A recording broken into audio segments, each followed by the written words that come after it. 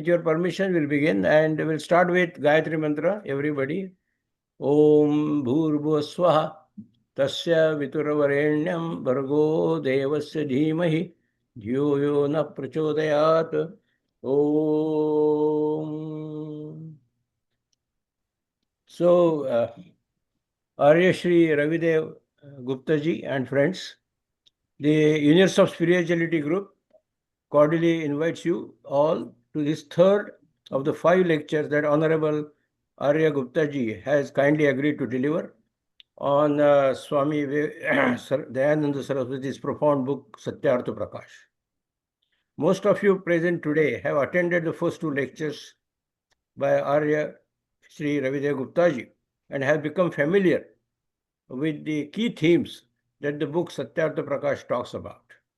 It primarily presents Hinduism through the lens of Vedic principles, emphasizes monotheism and rationality, and rejects superstitions. Arya Ravidev Guptaji's first lecture on June 14 provided the overview of Satyartha Prakash, saying that the main goal of Maharishi Dayananda Saraswati's writing this book was to revive the practice of Vedic wisdom and reform the society at large, not just the Hindu society, but the societies of all religions, whether in India or elsewhere.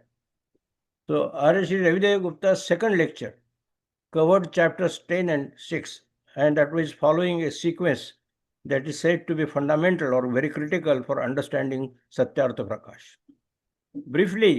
Very briefly, chapter 10 talked about what is desirable and undesirable, that is achar and anachar, and also about bhaksha and abhaksha food, as well as importance of righteous actions for an individual, including refined speech, manners, association with learned individuals, having gurus, and love for true knowledge.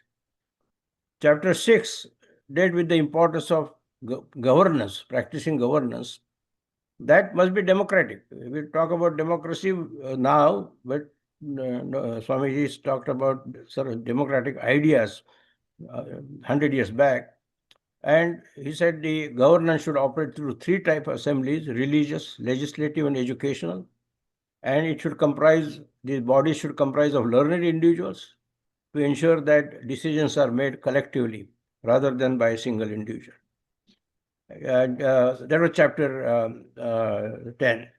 Chapter 6 also emphasized the absolute power that leads to oppression and corruption, and based on Vedic teachings of leadership, military strategy, taxation, and justice, the governance should be based on wisdom and righteousness. In today's lecture, the third in the series, Arya Shri Ravidev Gupta ji will talk about chapters 2 and 3. Chapter 2 is about the role of parents in child development, including of mother, father, and teachers. It talks about the guidelines even for conception, including mother's conduct during pregnancy and after birth, taking care of spiritual nurturing. And chapter 3, very fundamental, because he's looking after the welfare of the society as a whole in totality, organically and holistically. So chapter 3 emphasizes Upanayana at the age of 8 for both boys and girls. I think in many societies it is restricted only to boys, but Swamiji talked about doing Upanayana for both boys and girls, advocate strict discipline, moral purity, and Vedic grounding, and advocate that education is the sacred duty of parents and the society. Educating children, or education as a theme, is a sacred duty of parents and the society, and it should not become a commercial enterprise, which is right now happening here. So Swamiji, that is Maharishi Dayananda Saraswati ji, recommended Gurukul system, which is rooted in Vedic tradition, because it offers residential learning, working with Guru, that is, meaning that it builds strong moral and ethical grounding, including spiritual, intellectual, physical, and experientialness. So let us hear all this in depth from Arya Shri Ravidev Gupta ji. We have introduced Arya Ravidev Gupta ji at the first 2 lectures that most of you have attended. But for those who are joining for the first time, Aryagupta ji comes with a deep understanding of Vedic, Sanatana and Hindu philosophies, scriptures, religious literature and practices. He is the president of Dakshin Delhi Veda Prachar Mandal. It's a federation of 50 Arya Samaj units in South Delhi, and they engage in propagation of Vedic philosophies, as well as the general. He's also the general secretary of Delhi-based Veda Samsthan. That's a research institute in Vedas. Arya Dravya Gupta ji is president of Ekal Vidyalaya Foundation of India, and he works on providing free education to children through about 1 lakh Ekal Vidyalayas. Arya Gupta ji, in his capacity as the chair of Hindu Punarutthan Sangha, works on making India or Bharat as a self-reliant Rashtra governed by its Sanatana traditions. Professionally, Arya Gupta ji is a cost and management consultant and chairperson of Vipuda Group of companies that provides technologies and materials to construction industry. With this brief introduction of the topic and Sri Arya Gupta ji, the floor is yours. I think as you said, you'll speak for about 1 hour or even 1 hour and 10 minutes, and then we'll have some time for question and answers. Thank you very much. Welcome everyone. Gupta ji, please begin. Thank you. Thank you, Ramesh bhai. I'm really grateful to you for having given me an opportunity to share my views with a galaxy of friends. I similarly express gratitude towards my friend Dr. Anil Bhate, who has been instrumental in organizing this lecture series. So we are here for the third lecture, which has to compass Samulas Dvitiya and Samulas Tritiya. So मैं सभी का एक बार पुनः अभिनंदन करते हुए अपनी वार्ता को आप सभी के समक्ष आरंभ करता हूँ। हम लोगों ने पहले अपने व्याख्यानों में सबसे पहले हमने ऋषि दयानंद का क्या उद्देश्य था, क्या उनका प्रयोजन था एक ऐसा कालजयी ग्रंथ सत्यार्थ प्रकाश लिखने में, तो सबके बारे में बहुत पर्याप्त प्रकाश डाला था। कुछ वैदिक मान्यताएं जिसका ऋषि चर्चा करते हैं सत्यार्थ प्रकाश के अंत में, जिसको स्वयं मंतव्य प्रकाश के नाम से उन्होंने एक अपेंडिक्स की तरह दिया, उसका भी हमने संकेत किया था। उसके बाद में हमने सबसे पहले एक दशम समोल्लास, जिसके अंदर जीवन के व्यवहार के साथ जुड़े हुए जितने हमारे विषय होते हैं, आहार का, विचार का, व्यवहार का, उसके बारे में क्या वैदिक मान्यताएं हैं उसको बताने का प्रयास किया। षष्ठम समोल्लास में हमने राजधर्म बताने का प्रयास किया, जिसको आजकल के लोग राजनीति कहते हैं। वस्तुतः देखा जाए तो राजनीति वही है जो राजधर्म की पालना करती है। तो राजधर्म एक सिद्धांत है और उसको पालन करने के लिए सरकार ने जो नीतियां बनानी होती हैं उसको राजनीति की संज्ञा दे सकती है। आज स्थिति ये हो गई है कि राजनीति तो रह गई है, राजधर्म तो एक प्रकार से उसका तो लोप हो गया है, वो कहीं दिखता नहीं है। तो षष्ठम समोल्लास में पढ़ के हमने वैदिक मान्यताओं के बारे में जाना। आज एक सबसे प्रमुख विषय है जिसको ऋषि दयानंद ने अपने द्वितीय समोल्लास में लिया, वो है कि संतान का मतलब जो मनुष्य जन्म लेता है वो मनुष्य जाति से ही उन्हीं का एक एक्सटेंशन होके वो उनकी संतान के रूप में जन्म लेता है। और ईश्वर ने स्त्री पुरुष को इस प्रकार की सामर्थ्य दे के भेजा कि उन्हीं के संयोग से ये सृष्टि का क्रम निरंतर चलता रहे। तो एक प्रकार से ये सारी हमारी जो सृष्टि है ये सेल्फ जनरेटिंग हो गई है। तो जितनी भी संतानें जन्म लेती हैं मनुष्य की योनि में लेती हैं, तो अब प्रश्न ये आता है कि मनुष्य को मनुष्य बनाने के लिए माता पिता का कर्तव्य क्या बनता है। तो इसीलिए उन्होंने ऋषि दयानंद ने कहा कि संतानों का योग्य पालन पोषण कैसे हो। तो उसका आरंभ उन्होंने शतपथ ब्राह्मण के एक मंत्र से किया है, जिससे हम सामान्यतः लोग परिचित भी होंगे। केवल आपको स्मरण करा रहा हूँ। मातृमान पितृमान आचार्यवान पुरुषो वेद है। एक प्रकार से ऋषि दयानंद ने ये स्मरण कराया है कि वेदों में ये आदेश है कि किसी भी शिशु का 3 उत्तम शिक्षक होते हैं। जैसे ही वो जन्म लेता है तो सबसे पहले उसकी जो शिक्षक होती है वो उसकी माता होती है, और माता का इतना महत्वपूर्ण उसके अंदर में भूमिका है कि उसको हम बाद में धीरे धीरे थोड़ा और पढ़ेंगे। उन्होंने कहा है कि माता क्या, वो निर्माता होती है। तो उन्होंने कहा जब 3 उत्तम शिक्षक किसी भी जातक को, जातक का मतलब जिसका जन्म अभी अभी हुआ हो, उसको अगर मिलते हैं तो पहला शिक्षक उसकी माता, दूसरा शिक्षक उसका पिता, और तीसरा शिक्षक उसका यदि आचार्य हुए तो मनुष्य स्वाभाविक ही ज्ञानवान होता है। आगे ऋषि दयानंद कह रहे हैं कि धन्य है वो माता जो गर्भाधान से लेकर जब तक विद्या पूरी न हो तब तक अपने शिशु को सुशीलता का निरंतर उपदेश करे।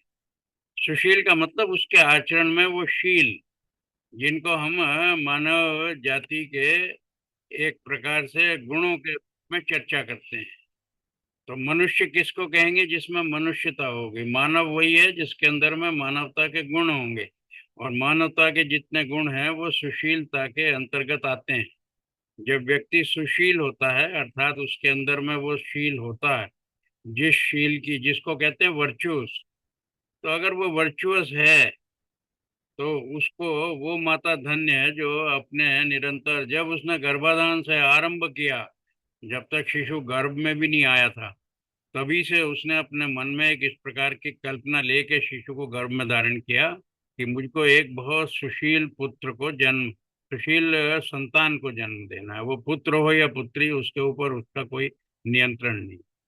उसके बाद स्वामी जी ने एक ऐसा उसके अंदर में बहुत विस्तार में चर्चा की है, जो चूंकि एक गुह्य विषय है, मैं उसकी विस्तार में चर्चा तो नहीं करूंगा, लेकिन संकेत में मैं ये बता रहा हूँ कि स्वामी जी ने ये बताया है कि गर्भाधान से पूर्व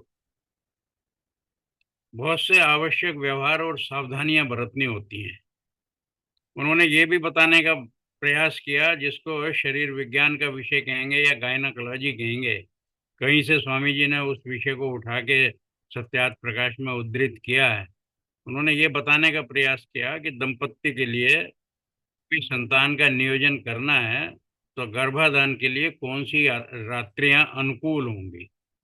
उसके साथ में उन्होंने ये भी बताया कि उस अनुकूल जो तिथियां हैं, अनुकूल जो दिन हैं, उनका तो हमको पालन करना ही है, पर साथ में आचार विचार और व्यवहार, उसकी शुद्धता, और उसके अंदर में एक प्रकार से तपस्वी जीवन, इसकी चर्चा वो गर्भाधान काल के लिए करते हैं। उसके बाद में वो बोल रहे हैं कि जब शिशु जन्म लेता है तो उसके बाद भी बहुत सी अनिवार्य सावधानियां हैं। उन सावधानियों का निर्देश करते हुए वो निरंतर हमारा उसका मार्गदर्शन करते हैं।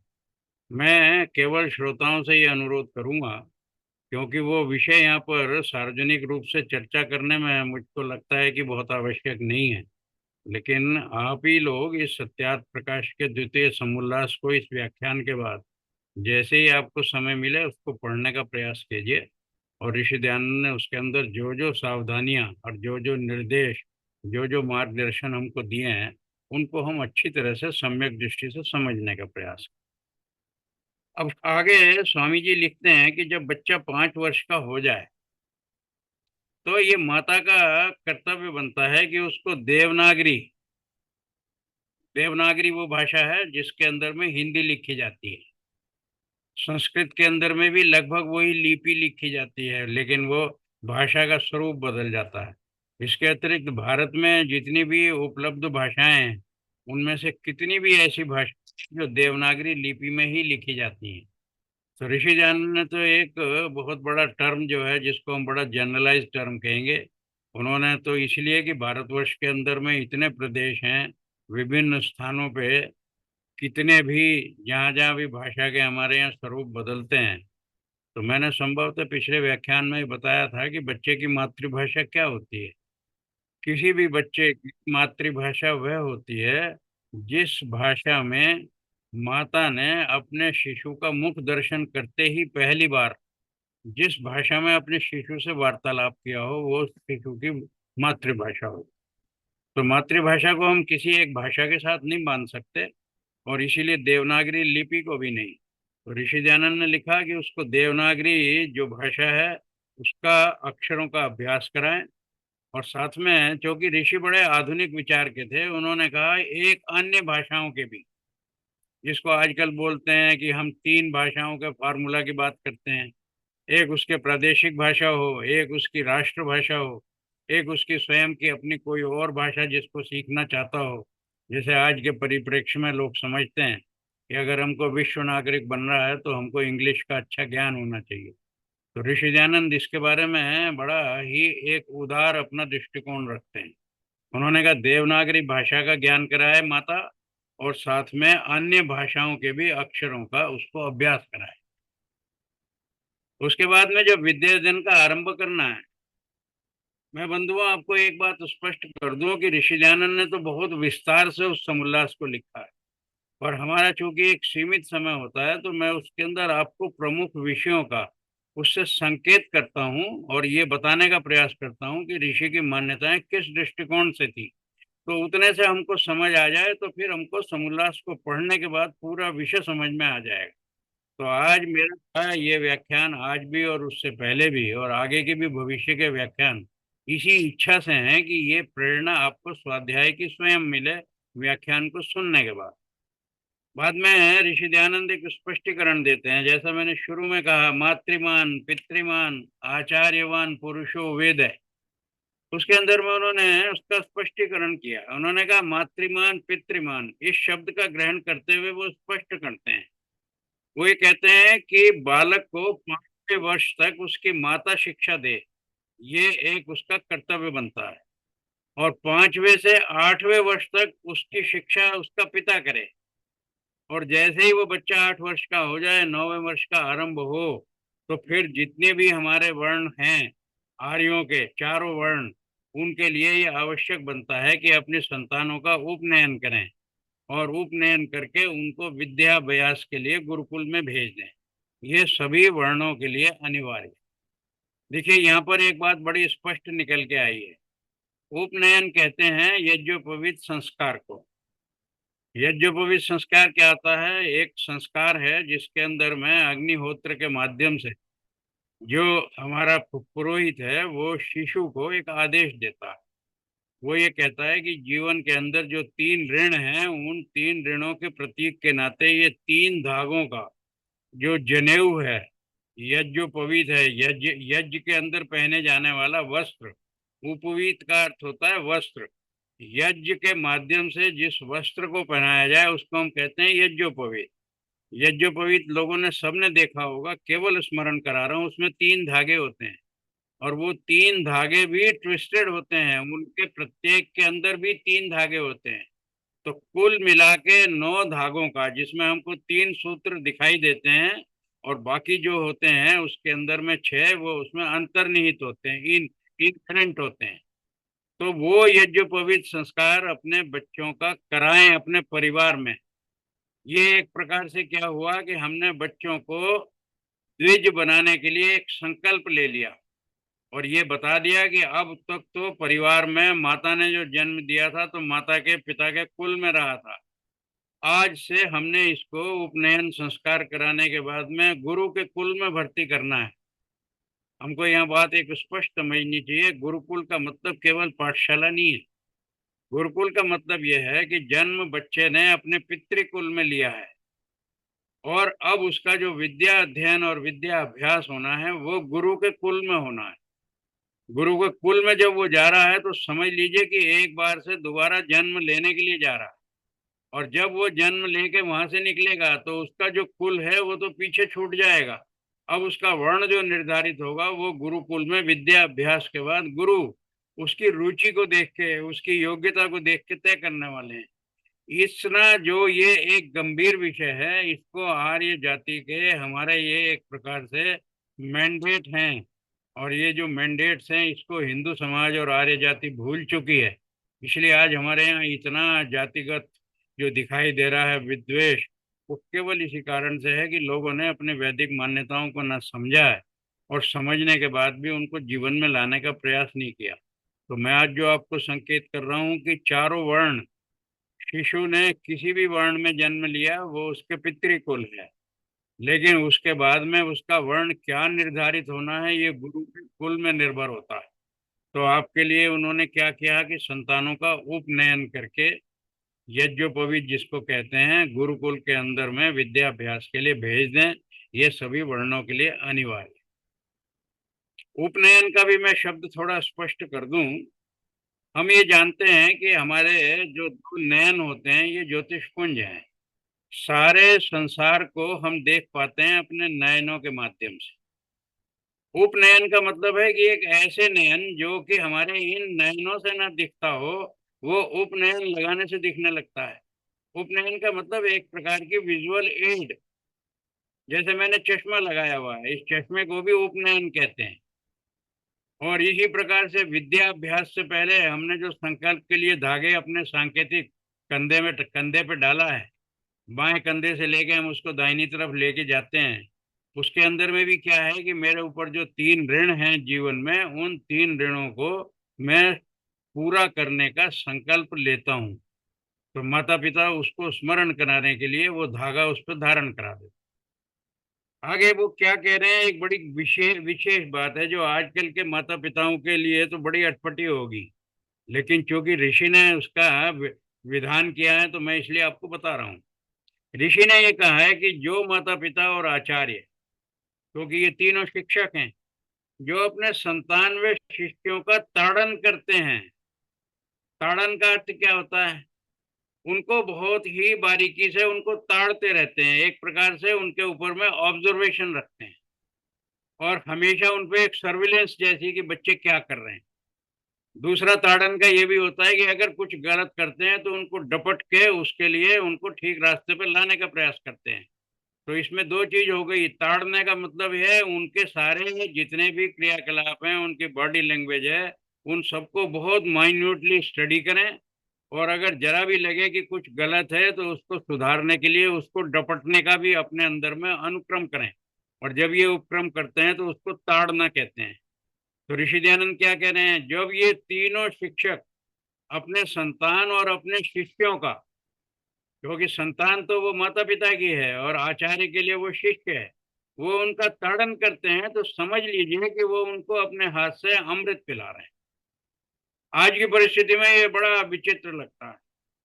आज हमारे यहाँ क्या देखते हैं हम, आज तो स्थिति ये हो गई है कि माता पिता भी स्वयं अपने शिशु को किसी भी प्रकार से किसी चीज के लिए वर्जना नहीं करते हैं, बल्कि इतना पैम्परिंग करते हैं कि बच्चे के मुंह से कुछ भी निकलने से पहले उसकी आवश्यकता को पूरा करना एक प्रकार से अपना बहुत बड़ा पुरुषार्थ और अपना कर्तव्य समझते हैं। और उसका परिणाम क्या होता है, बच्चे बहुत उद्दंड, जिद्दी और स्वार्थ और आत्म केंद्रित होने लगे। ऋषि दयानंद तो बड़ा स्पष्ट ही कह रहे हैं। वो कह रहे हैं कि जब आभूषण, आभूषण का मतलब है किसी के व्यवहार के अंदर में उसका व्यवहार भूषित हो, सुंदर लगता हो, तो ये तो हुआ व्यवहार का और उसके स्वरूप का आभूषण। तो उन्होंने कहा है कि आभूषण क्या होता है? आभूषण वो होता है जो बहुत संघर्ष और परिश्रम के बाद में बनाया जाता है। मैंने पहले भी संकेत किया था कि संस्कार को क्या कहते हैं। जब हम किसी आभूषण को किसी भी ज्वेलर से, सर्राफ से या किसी भी उससे लेने का प्रयास करते हैं तो उससे कहते हैं कि भाई सोने का हमको एक आभूषण बना के दीजिए। तो वो आभूषण क्या करता है, वो सोने की डली को, जिसको हम बुलियन कहेंगे, उसको वो भट्टी पे चढ़ाता है। भट्टी पे चढ़ा के उसको लिक्विफाई करता है और साथ में इतना उसको गर्म करता है कि उसके जितने भी दोष हैं, दुर्गुण हैं, इम्प्योरिटीज हैं उस गोल्ड की, बुलियन की, वो सारी की सारी दूर करके उसको लिक्विफाई करके उसको मोल्ड में इस स्थिति में लाता है कि जैसा वो सांचे में ढालना चाहे वैसा वो एमिएबल होके उसके अंदर ढल जाए। ये स्थिति बच्चे की है। बच्चे के अंदर में भी किसी भी प्रकार के उसके आनुवंशिक दोष हों, उसने कहीं अभी तक परिवार में कहीं किसी के संपर्क से कोई भी ऐसा गलत बात उसने सीख ली हो, अन्य अन्य कोई भी उसके अंदर में दुर्बलता हो, उन सबको दूर करने का, दुर्गुणों को दूर करने का तरीका क्या है? वो केवल और केवल माता पिता और आचार्य की ये ताड़ना है। उन्होंने साथ में इसका एक और भी वो किया है प्रतिक्रिया। उन्होंने कहा जो ताड़ना के बजाय लाड़न करते हैं, मतलब इतना लाड करते हैं तो समझ लीजिए कि वो उनको विष पिला के नष्ट और भ्रष्ट कर रहे हैं।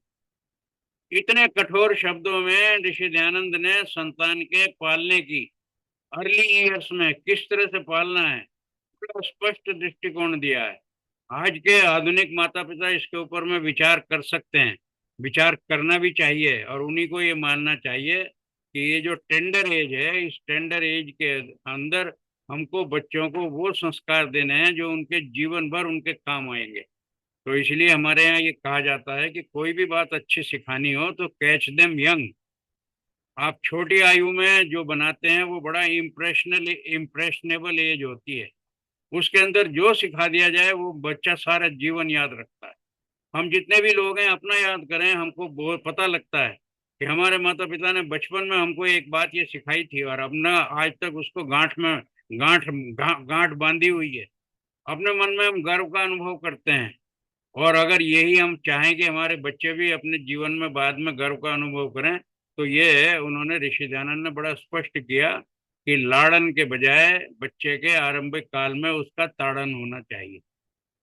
साथ में उन्होंने एक प्रिकॉशन भी कहा। उन्होंने कहा ये जो ताड़न है ये ईर्ष्या या द्वेष से नहीं होता है। ये ताड़न जो है ये ऊपर से तो बच्चे को भय प्रदान करने के लिए है, लेकिन अंदर से वो केवल और केवल उसके सब प्रकार से कल्याण की भावना से है। तो इतनी बात अगर माता पिता समझ जाएं तो साथ में ये भी ऋषि दयानंद कह रहे हैं कि बच्चों में भी ये संस्कार डालें कि संतान और शिष्य लोग भी ताड़ना से प्रसन्न और लाड़न से अप्रसन्न रहा करें। सभी दोषों को छोड़ने वे सत्य आचार, सत्य भाषण और सत्य प्रतिज्ञा युक्त ये सबको होना चाहिए। ये हमारा उद्देश्य, माता पिता का उद्देश्य और आचार्य का उनको बनाना है। संतान के हृदय में भी ये एक उद्देश्य डाल दिया जाए कि हमको ये सब बनना है। साथ में ऋषि दयानंद कह रहे हैं कि अभिमान, छल कपट या कृतज्ञता, इससे मनुष्य की स्वयं की अपनी हानि होती है। ये तीनों बातें हमको बच्चों को बचपन में ही सिखानी है। 5 वर्ष से शिक्षा आरंभ हो गई, माता ने किया, 8 वर्ष तक पिता ने किया, उसके बाद में 9वें वर्ष से आचार्य को सौंप दिया। इन सब का एक प्रकार से ये रिले रेस है सक्सेसिवली।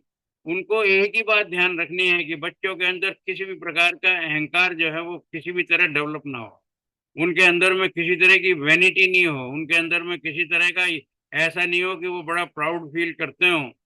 प्राइड फील करें अपने उपलब्धि का तो अच्छा है, लेकिन अगर मन में उनके ऐसा कोई भावना हो कि कोई छोटा है कोई बड़ा है, तो बच्चों में ये अभिमान की भावना किसी हालत में नहीं आने देनी है। छल कपट का मतलब यह है कि उनका आचरण सत्य का हो, उनका भाषण सत्य हो, झूठ नहीं बोलते हो, और जो सत्य उन्होंने एक बार प्रतिज्ञा ले ली उसको पालन करने के लिए अपनी पूरी मनोयोग से और पूरी शक्ति से उसका पालन करते हो। ये चरित्र हमने उनका बना दिया। तो हम उनको ये भी समझाते हैं कि अगर तुमने इन पे पालना नहीं की तो तुम्हारा ही ये कृतज्ञता होगी। कृतज्ञता का मतलब किसी भी किए हुए उपकार को नहीं मानना, जिसको बोलते हैं इनग्रेटिट्यूड। तो ग्रेटिट्यूड का मतलब है कृतज्ञता, इनग्रेटिट्यूड का मतलब है कृतज्ञता। तो बच्चों को हमने कृतज्ञ बनाना है। 3 ऋण लेके आए हैं तो उनको उन तीनों के प्रति कृतज्ञ भाव होना चाहिए। अगर ये नहीं है तो वो कृतज्ञता है। बच्चों को हम एक संस्कार दें, ये सबको ये दें कि कोई भी मेरे से बड़ा मेरे सामने आए तो तुरंत उठ के उसका अभिवादन करें। अभिवादन करके खड़े होके उसके सामने बैठे नहीं, पहले उनको उच्च आसन पर बिठाए, और उसके बाद में उन बड़े ने हमको आदेश दिया कि बेटे तुम भी बैठ जाओ, तब तक उनके आदेश की प्रतीक्षा करें। और जब वो बैठने के लिए कहें उसके बाद में उनको चूंकि उच्च आसन पर बिठाया है तो अपने आप को कहाँ बैठना है ये उसको समझ हो जानी चाहिए। तो एक प्रकार से उन्होंने ये कहा है कि ये जो आभूषण है बच्चों का, इस आभूषण के बारे में उन्होंने बड़ी सुंदर एक बात कही कि कई माता पिता अपने बच्चों को बहुत गोल्ड के ऑर्नामेंट्स पहनाने के अंदर में अपनी बड़ी प्रतिष्ठा का अनुभव करते हैं। उन्होंने कहा बच्चों को ये गोल्ड ऑर्नामेंट्स पहनाने से उनकी तो कोई सुशीलता या उनकी कोई प्रतिष्ठा नहीं बढ़ती है। हाँ, एक बात जरूर है कि उनके गोल्ड ऑर्नामेंट्स पहनने से दुष्टों के हाथों से उनकी हानि होने की संभावना बहुत बढ़ती है। और ये तो हम लोगों ने कई दफे सुना भी है बहुत से बच्चों की केवल इसलिए हत्या हो गई कि उनके जेवर जो है किसी दुष्ट ने उतारने का प्रयास किया। बच्चे ने अगर कुछ भी किया तो उन्होंने बच्चे की हत्या कर दी। तो ऋषि दयानंद उस काल में, आज से 150 साल पहले, इस बात को कह रहे हैं कि बच्चों को आभूषण उनका संस्कार है। उनका आभूषण जो है उनके व्यवहार की सुशीलता है। उनका आभूषण जो है, जो उनके अंदर में एक सद्विचार और सत्य भाषण का संकल्प आया, वो उनका आभूषण है। तो माता पिता ये सावधानी बरतें, उनको इस प्रकार के आभूषण, ये जेवर उनको पहनाने का कष्ट ना करें। उनको वो आभूषण दें जो उनके जीवन के साथ रहें। उन्होंने दूसरी बात ये कही है कि हम अपनी संतानों के आचरण का एक बहुत विशेष रूप से ये ध्यान रखें कि बच्चे आज्ञाकारी हों। जिस जिस उत्तम कर्म के लिए माता पिता और आचार्य उनको आज्ञा दें, उसका पालन करना, वो बच्चे कर्तव्य माने। ये बच्चों के अंदर ओबीडियंस, बच्चे डोसाइल हों, ओबीडियंस हों। आज सबसे बड़ी समस्या क्या है? आप किसी भी माता पिता से बात कीजिए, सबसे पहला उसके अंदर में जो हृदय का व्यथा निकल के आएगी, वो ये कहेगी बच्चे आजकल सुनते नहीं है। बच्चों को कोई बात करो तो वो हमारी हाँ में हाँ नहीं मिलाते हैं, मनमानी करते हैं। तो स्थिति क्या होती है कि माता पिता स्वयं विवश होकर उनके हाँ में हाँ मिलाने के लिए विवश होते हैं। तो एक प्रकार से उल्टी गंगा बह रही है। और उस समय 150 वर्ष पहले ऋषि दयानंद ने कहा है कि बच्चे सत्य भाषण वाले और सत्याचार वाले तो हों, साथ में आज्ञाकारी भी हों। और जिस जिस उत्तम कर्म के लिए माता पिता और उनका आचार्य आज्ञा दे, उसका पालन करें। एक और उन्होंने व्यवहारिक बात बताई है। उन्होंने कहा, मान लीजिए कहीं सभा के अंदर या किसी भी समाज में बच्चों को बैठने का सलीका हमको सिखाना चाहिए। बच्चे को ये सिखा देना चाहिए कि तुमको किसी भी सभा में जाके किसी भी सीट पे अनायास खुद ही जाके नहीं बैठना है। आपने वहाँ की व्यवस्था के हिसाब से ऐसी जगह बैठना है कि जहाँ से बैठने के बाद फिर तुमको कोई उठने को ना कहे। जरा सोचिए कितनी बारीकी पे ऋषि दयानंद ने उस समय भी ध्यान दिया होगा। आज भी आप लोगों को मालूम है, हम जैसे भी लोग जिस आयु के हैं, अगर किसी भी सभा में जाते हैं और वहां पे खाली कुर्सियां हो, तो एक बार ये मन में सोचते हैं कि हम कहाँ बैठें। और वहां पे जो भी अरेंजमेंट करने वाले लोग होते हैं, किसी से पूछते हैं कि भाई हमको कहाँ बैठना है, क्योंकि मन में एक भय रहता है। हम अपनी इच्छा से कहीं भी बैठ जाएंगे और कोई आके कहे भाई साहब यहाँ से तो उठिए, ये तो सीट आपके लिए नहीं है, यहाँ पे तो उनको आए, तो बड़ा मन में अपमान का अनुभव होता है। तो जो समझदार व्यक्ति है, वो तो अपनी मर्जी से कोई भी आसन ग्रहण नहीं करता है। आज भी ये हम लोगों के आयु के लोगों के लिए भी ये सावधानी आवश्यक है। और ये ऋषि दयानंद कह रहे हैं कि ये सावधानी तो बच्चे को बचपन से हमको सिखानी है। बच्चों को हमको ये भी बताना है कि कहीं पे तुम बाहर में है, क्योंकि 150 साल पुरानी बात है, तो उस समय आज के इतने आधुनिक साधन नहीं थे। बच्चों को बाहर तालाब में या कहीं भी बाद में कुएं के पास में वहां जाके भी स्नान करना होता था। तो ऋषि दयानंद एक कितनी बड़ी बात कह रहे हैं। वो कह रहे हैं कि बच्चों को हम ये सिखाएं कि कहीं भी कोई ऐसा तालाब जिसके बारे में लोगों को जानकारी ना हो कि ये कितना गहरा है, तो बच्चों को ये समझा दिया जाए, अविज्ञात जलाशय में प्रविष्ट होकर स्नान आदि न करें। आप जरा सा अनुमान लगाइए कि संतानों के कल्याण के लिए माता पिता आचार्यों को तो जितनी बात बताई है उन्होंने बताई है, साथ में उन्होंने समाज के हर व्यक्ति को एक सावधानी बरतने का निर्देश दिया है कि बच्चे साझे होते हैं। पहले लोग गांवों के अंदर रहते थे, गांव में एक संस्कार होता था, गांव में हर व्यक्ति पूरा अपने गांव को अपना एक परिवार मानता था। उसी दृष्टिकोण से वो ये बताने का प्रयास कर रहे हैं कि बच्चों को हम खाली पढ़ाई लिखाई पे ही ध्यान नहीं देना है। उनके मैनर्स, उनकी बॉडी लैंग्वेज, उनका व्यवहार, उनका जितना भी आचार, ये सब इतना इतना ज्यादा, इतना बढ़िया होना चाहिए कि कोई भी व्यक्ति ये देख के कहे कि हाँ, इस बच्चे के ऊपर में विश्वास किया जा सकता है। ये कोई भी कार्य ऐसा नहीं करेगा जो स्वयं के लिए हानिकारक हो। ऐसा भी कोई कार्य नहीं करेगा जो इसके परिवार की प्रतिष्ठा के लिए हानिकारक। तो कितनी छोटी छोटी बारीक बातों में कि कैसे बैठना है, किस तालाब में स्नान करना है, किस प्रकार से सावधानी बरतनी है, ये बोल रहे हैं। साथ में उन्होंने ऋषि दयानंद ने एक बात और कही है। बच्चों को हम ये बताएं कि किसी भी ढोंगी के तंत्र मंत्र और यंत्र, इनके चक्कर में बच्चे ना पड़े। आजकल तो माता पिता पड़ जाते हैं। ये हालत होती है कि कोई भी तांत्रिक आए, वो तांत्रिक ऐसा ऐसा उन लोगों को, माता पिता को बहका देता है कि वो पता नहीं कब किसकी कहाँ पे हत्या कर दे, और उसकी बलि चढ़ाने के लिए किसी भी व्यक्ति की हत्या करने के लिए तैयार हो जाते हैं। इस तंत्र विद्या ने, इस ढोंग पाखंड ने बहुत लोगों को बहकाया है। और ऋषि दयानंद इतने वर्ष पहले इस बात को कह रहे हैं कि माता पिता स्वयं भी सावधानी बरतें और अपने बच्चों को ये संस्कार दें कि किसी भी धूर्त के बहकावे में नहीं आना है।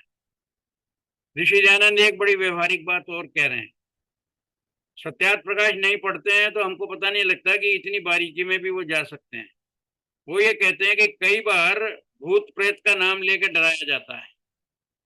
ऋषि दयानंद क्या कह रहे हैं, बच्चों को ये बताना है कि भूत क्या होता है, प्रेत क्या होता है।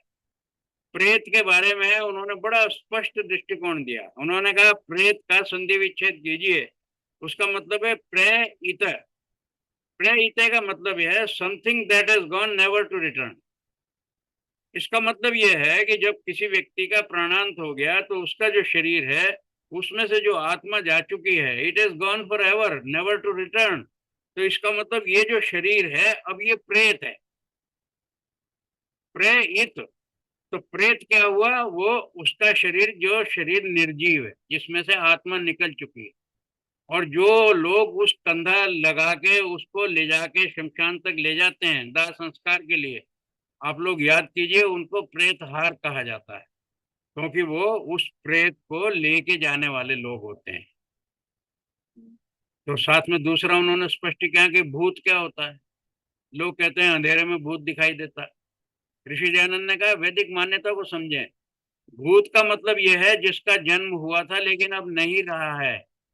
तो जो व्यक्ति भूत काल में चला गया, हम ये बोलेंगे जिस व्यक्ति का भी निधन हो गया तो 1 घंटे बाद ये कहने लगेंगे भाई साहब वो तो अब नहीं रहे, पहले तो वो थे।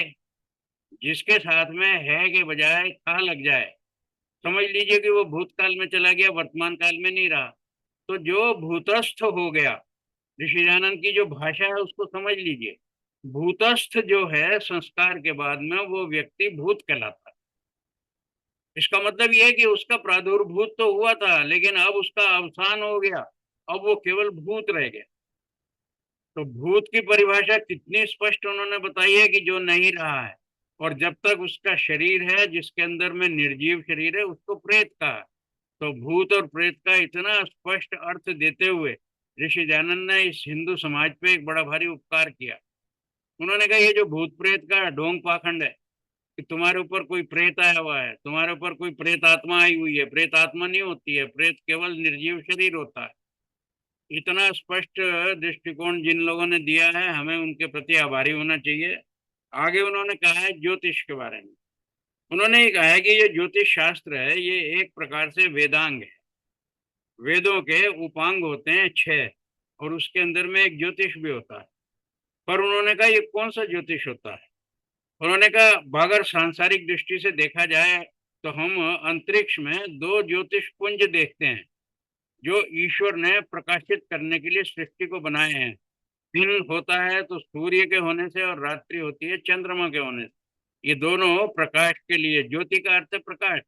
तो जो ज्योतिष पुंज हैं जो हमारे को प्रकाशित करते हैं वो सूर्य और चंद्रमा तो अंतरिक्ष में है, लेकिन इसके अतिरिक्त ज्योतिष विज्ञान है।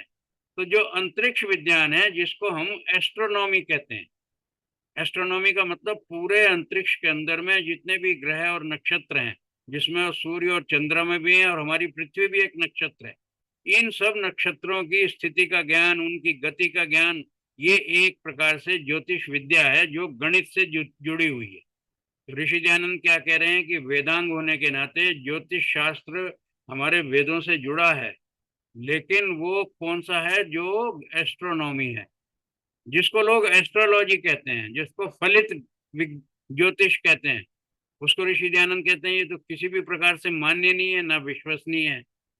मैं बंधुओं स्वयं ज्योतिष का विद्यार्थी रहा हूँ, इसलिए मैं आपको अधिकृत रूप से ये बताने का साहस भी रखता हूँ कि फलित ज्योतिष जो है वो एक प्रकार से थ्योरी ऑफ हाईएस्ट प्रोबेबिलिटी है। हमने हजारों जन्म कुंडलियों का अध्ययन करके, जन्म कुंडली उन लोगों की है जिनके जीवन की घटनाएं सब घटित हो चुकी हैं, उनकी घटनाओं का हमको पता है। तो हमने उन हजारों कुंडलियों में से निकाल के कुछ हाईएस्ट कॉमन फैक्टर निकाल के उसको एक सिद्धांत का स्वरूप दे दिया। तो वो हमारे फलित ज्योतिष में जो उसके आचार्य हैं वो उनका उपयोग करते हैं। विद्यार्थी के नाते मैंने भी उनको पढ़ा है, तो उसके नाते जन्म कुंडली भी बनाई जाती है और उसके भविष्य का बखान भी किया जाता है। तो हम प्रेडिक्शन जिसको बोलते हैं वो जन्म कुंडली के आधार पर होता है, उन सिद्धांतों के आधार पे जिन सिद्धांतों को हमने थ्योरी ऑफ हाईएस्ट प्रोबेबिलिटी के अंतर्गत बनाया है। ऋषि दयानंद तो बड़ा स्पष्ट कह रहे हैं कि किसी भी ग्रह की ये सामर्थ्य नहीं है, ग्रह सब जड़ होते हैं, उनकी ये सामर्थ्य नहीं है कि आपके कर्मफल व्यवस्था में किसी भी प्रकार का परिवर्तन कर सके। जिसको आजकल कहते हैं कि पंडित जी कोई कहेंगे देखो तुम्हारे ऊपर शनि की बहुत बड़ी वो है दुर्दशा, शनि तुम्हारे पर जाल रहा है तो तुम्हारी दुर्दशा इसलिए है। तो और भी उसमें मंगल क्रूर ग्रह है, अन्य अन्य जो जो भी हैं, मैं उनका विस्तार में नहीं जाऊंगा। लेकिन अगर ये बताया जाए कि क्रूर ग्रह आपके ऊपर चढ़े हुए हैं, आपका अनिष्ट करेंगे, तो सामान्यतः व्यक्ति क्या कहता है, पंडित जी इसका उपाय बताइए। उपाय का मतलब यह है कि मेरे ऊपर में ये जो आपदा आपने बताई है इसको मैं कैसे टाल सकता हूँ। ऋषि दयानंद कह रहे हैं कि ये आपदा पुण्य और पाप जो है ये तो हमारे ही कर्मों का परिणाम स्वरूप निकलता है। इसमें कोई भी जड़ जो ग्रह हैं उनकी कोई सामर्थ्य नहीं है कि उस ऋषि की वो उसकी ईश्वर की बनाई हुई व्यवस्था में वो जरा सा भी कोई उसमें इंटरफेरेंस कर सके। तो फिर ये क्या, इससे उपाय आदि से क्या लाभ होने वाला है। तो उन्होंने ये कहा है कि चूंकि जड़ ग्रहों की कोई सामर्थ्य नहीं है, ये सब झूठ है, दुख सुख अपने ही पाप पुण्य का फल है, कर्म और परमेश्वर के नियम तोड़ने का सामर्थ्य किसी का नहीं है। देखिए द्वितीय समोल्लास बहुत ही ज्यादा विस्तार में नहीं है, संक्षेप में है। उसमें से भी संक्षिप्त करके मैंने जो उसके अंदर में प्रमुख विषय थे वो आपको बताने का प्रयास किया। और सबसे अंत में ऋषि ने एक बड़ी सुंदर बात कह के द्वितीय समोल्लास को समाप्त किया है। उन्होंने ये कहा है कि चाणक्य नीति का है एक उन्होंने श्लोक जो है वो इसके अंदर में उद्धृत किया है। उसको आप सब लोग भी जानते हैं, मैं केवल स्मरण करा रहा हूँ। उन्होंने कहा है कि संतानों को योग्य बनाने के लिए माता पिता का कर्तव्य जो है वो किन शब्दों में निर्धारित किया। माता शत्रु पिता बैरी येन बालो न पाठित है। जिन्होंने माता ने और पिता ने अपने बच्चों को नहीं पढ़ाया है, एक प्रकार से समझ लीजिए वो उनके शत्रु। माता शत्रु है, पिता बैरी है। कौन है? जिन्होंने अपने बच्चों को नहीं पढ़ाया है। परिणाम क्या होता है? न शोभते सभा मध्य हंस मध्य वको यथा। जिस प्रकार से हंसों के समाज में कोई बगला शोभा नहीं देता है, ऐसे कोई भी अनपढ़ बच्चा तरुण होने के बाद में समाज के अंदर में किसी भी प्रकार से शोभायमान नहीं होता, बल्कि समाज की शोभा को किसी भी प्रकार से और कम करता है। और उसके लिए क्या होता है, दोषी कौन है? वो बच्चा नहीं है दोषी, कि जो बड़ा होके आज अनपढ़ के रूप में समाज के अंदर शोभा के बजाय उसका एक ऐसा बनता है जिसको बोलते हैं कि देखने से आईसोर। तो उन्होंने कहा ये माता पिता का कर्तव्य बनता है। तो माता पिता का जो कर्तव्य है उसको बता के द्वितीय समोल्लास को हमने समाप्त किया। आप सब लोगों ने इस विषय को समझने का प्रयास किया होगा। इसी का थोड़ा विस्तृत जो अंश है वो तृतीय समोल्लास में हम लोग पढ़ने का प्रयास करें। तृतीय समोल्लास में ऋषि दयानंद ने शिक्षा के वास्तविक स्वरूप की चर्चा की। जैसा मैंने अभी आपसे शुरू में संकेत किया था कि उन्होंने कहा था बच्चों को किस प्रकार का आभूषण हमको पहनाने का अपने मन के अंदर में माता पिता को किसकी खुशी होनी चाहिए। उन्होंने कहा बच्चों का आभूषण क्या होता है? संतानों को उत्तम विद्या, शिक्षा, गुण, कर्म और स्वभाव रूप आभूषणों का धारण कराना माता पिता और आचार्य का मुख्य कर्म। कितना सुंदर स्पष्टीकरण दे रहे हैं। वो कह रहे हैं आभूषण का मतलब जिससे शोभा बढ़ती हो, जिससे सुभूषित होता हो। कोई भी व्यक्ति हम आभूषण पहनते हैं तो क्यों पहनते हैं? उससे लगता है कि हमारी थोड़ी वो बढ़ती है, वैल्यू बढ़ती है हमारी। हमने गले के अंदर में चेन डाली हुई है तो कोई भी आदमी समझता है कि संपन्न परिवार का। हमने अपने बच्चे के गले में छोटे से शिशु में डाली है तो सामान्यतः ये माना जाता है कि बड़े धनाढ़ परिवार का। ऋषि दयानंद क्या कह रहे हैं इसके ऊपर में बहुत ही स्पष्ट दृष्टिकोण दे रहे हैं। वो कह रहे हैं कि संतानों को उत्तम विद्या, शिक्षा, गुण, कर्म और स्वभाव रूपी आभूषणों को धारण कराना माता पिता का मुख्य कर्म। कितने भी उसने आभूषण पहने हो लेकिन उसका स्वभाव अगर उद्दंड है, क्या किसी में समाज में कोई भी व्यक्ति उस बच्चे की प्रशंसा करेगा? वो कहेगा यार लगता तो है किसी बड़े रईस घराने का है, लेकिन इसको तो बात करते ही, मुंह खोलते ही पता लगा इसको तमीज तो है नहीं। ऋषि दयानंद तो इसको पहले ही कह रहे हैं कि आभूषण क्या है, स्वभाव स्वरूप होना चाहिए। उसका स्वभाव ऐसा हो कि वो स्वयं किसी भी समाज के अंदर प्रतिष्ठा पाने और प्रतिष्ठा दिलाने का माध्यम बने। तो इसलिए उन्होंने क्या कहा, स्वर्ण आदि मूल्यवान आभूषणों के धारण कराने से मनुष्य का आत्मा तो सुभूषित नहीं हो सकता, परंतु उनके कारण बालकादिकों की मृत्यु दुष्टों के हाथों से होने का भय रहता। इसका संकेत मैं आप लोगों को द्वितीय समोल्लास में भी थोड़ा दे चुका हूँ, अब उसको विस्तार में ऋषि दयानंद ने बताया। आगे वो ये कह रहे हैं कि पाठशाला, जब बता दिया कि नवा वर्ष जैसे ही आरंभ हो उसको पाठशाला में भेजना है। पाठशाला का मतलब है जहाँ पाठ पढ़ के उसको अभ्यास करना है, लेकिन हमने उसको गुरुकुल की संज्ञा दी है। पाठशाला वो भी हो सकती है जिसमें बच्चा सुबह को जाके शाम, अभी दोपहर को घर वापस आ जाए। लेकिन अगर वो जाके वहीं पर ही भर्ती हो जाए, रेजिडेंशियल हो, तो वो उसके लिए कुछ व्यवस्थाएं स्वामी जी ने निर्दिष्ट की हैं। उसको भी हम लोग जरा ध्यान से उसके संकेत को समझने का प्रयास करें। स्वामी जी कह रहे हैं कि विद्या पढ़ने का स्थान एकांत देश में हो। एकांत देश का मतलब है कि ऐसा स्थान जो कि नगर के बस्ती से और वहां की भीड़ भाड़ से दूर हो, जिसको कहना चाहिए कि बड़ा सुंदर कोई सुरम्य प्रदेश होना चाहिए, गांव से थोड़ा दूर होना चाहिए। क्या लिख रहे हैं, एकांत देश में हो और लड़के और लड़कियों की पाठशाला एक दूसरे से 2 कोस दूरी पर हो कम से कम। आजकल तो सह शिक्षा की बात होती है, को एजुकेशन। ऋषिदानंद तो उसका निषेध करते हैं। साथ में क्या कह रहे हैं कि कोई भी पाठशालाएं लड़कों की हो लड़कियां की हो, उनमें बीच में तो आपस में तो उनमें डिस्टेंस होना ही चाहिए। साथ में क्या है कि वो गांव से 1 योजन, 1 योजन अर्थात 4 कोस की दूरी पर हो। और दूसरी एक और उन्होंने बड़ी सख्त उसके अंदर में निर्देश दिया है कि अगर गुरुकुल में बच्चे को एक बार भर्ती कर दिया है तो व्यवस्था ये होनी चाहिए कि एक निश्चित अवधि होनी चाहिए कि 6 महीने से पहले या 1 साल से पहले जो भी व्यवहारिक लगता हो, माता पिता और संतान एक दूसरे से मिलने का उनको अवसर नहीं मिलना चाहिए। पहले तो ये मोबाइल नहीं होते थे, फोन भी नहीं होते थे, इसलिए प्रत्यक्ष ही भेंट करना होता था। तो ऋषि दयानंद ने इसका उन्होंने उस समय निषेध किया। ऐसा नहीं हो कि बच्चे बहुत जल्दी जल्दी के मुझे छुट्टी दो मुझे घर जाना है, या माता पिता कहें हमको अपने बच्चों को देखने आना है, बस देखने आने के लिए बैठे हैं गुरुकुल के बाहर, हम अपने बच्चे को मिल के जाएंगे। ऋषि दयानंद ने उसका निर्देश किया कि ऐसा अनुशासन होना चाहिए कि माता पिता और संतान आपस में न मिल सके, न कोई पत्र व्यवहार कर सकें। साथ में और क्या कह रहे हैं कि किस प्रकार से गुरुकुल के अंदर में एक समाजवादी व्यवस्था होनी चाहिए। उन्होंने कहा है कि सब बच्चों को तुल्य वस्त्र, एक जैसे वस्त्र मिलने चाहिए, एक जैसा उनका खान पान होना चाहिए, एक ही जैसा उनका आसन होना चाहिए। आसन का मतलब बैठने का स्थान, सोने का स्थान, उनका रहने का स्थान।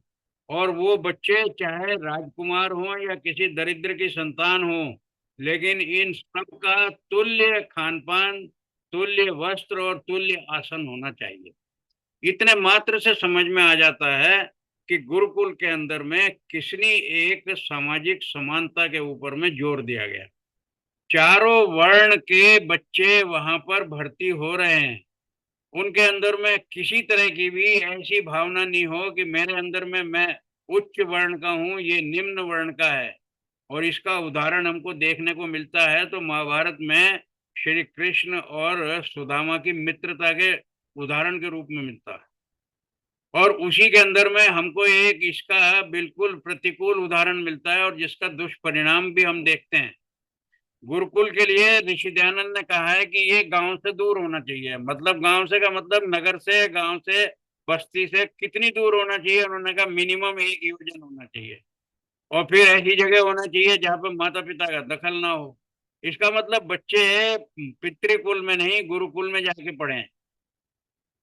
महाभारत में क्या हुआ, द्रोण उस समय भीष्म पितामह बड़े वयोवृद्ध थे और बहुत ही शक्ति संपन्न थे। उनकी आज्ञा की कोई अवहेलना नहीं कर सकता था। उन्होंने ये कौरव और पांडव सब इकट्ठे ही जब बच्चे थे तो धृतराष्ट्र के और पांडु के पुत्रों को सब जितने भी उसमें दुर्योधन आदि थे और ये पांचों पांडवों के हम नाम जानते ही हैं। उन्होंने कहा इनके लिए गुरुकुल के लिए आचार्य द्रोणाचार्य को कहा कि आप ऐसा करिए, हमारे राजमहल के अंदर ही हम एक क्षेत्र आपको देते हैं, यहाँ पे गुरुकुल की व्यवस्था कीजिए।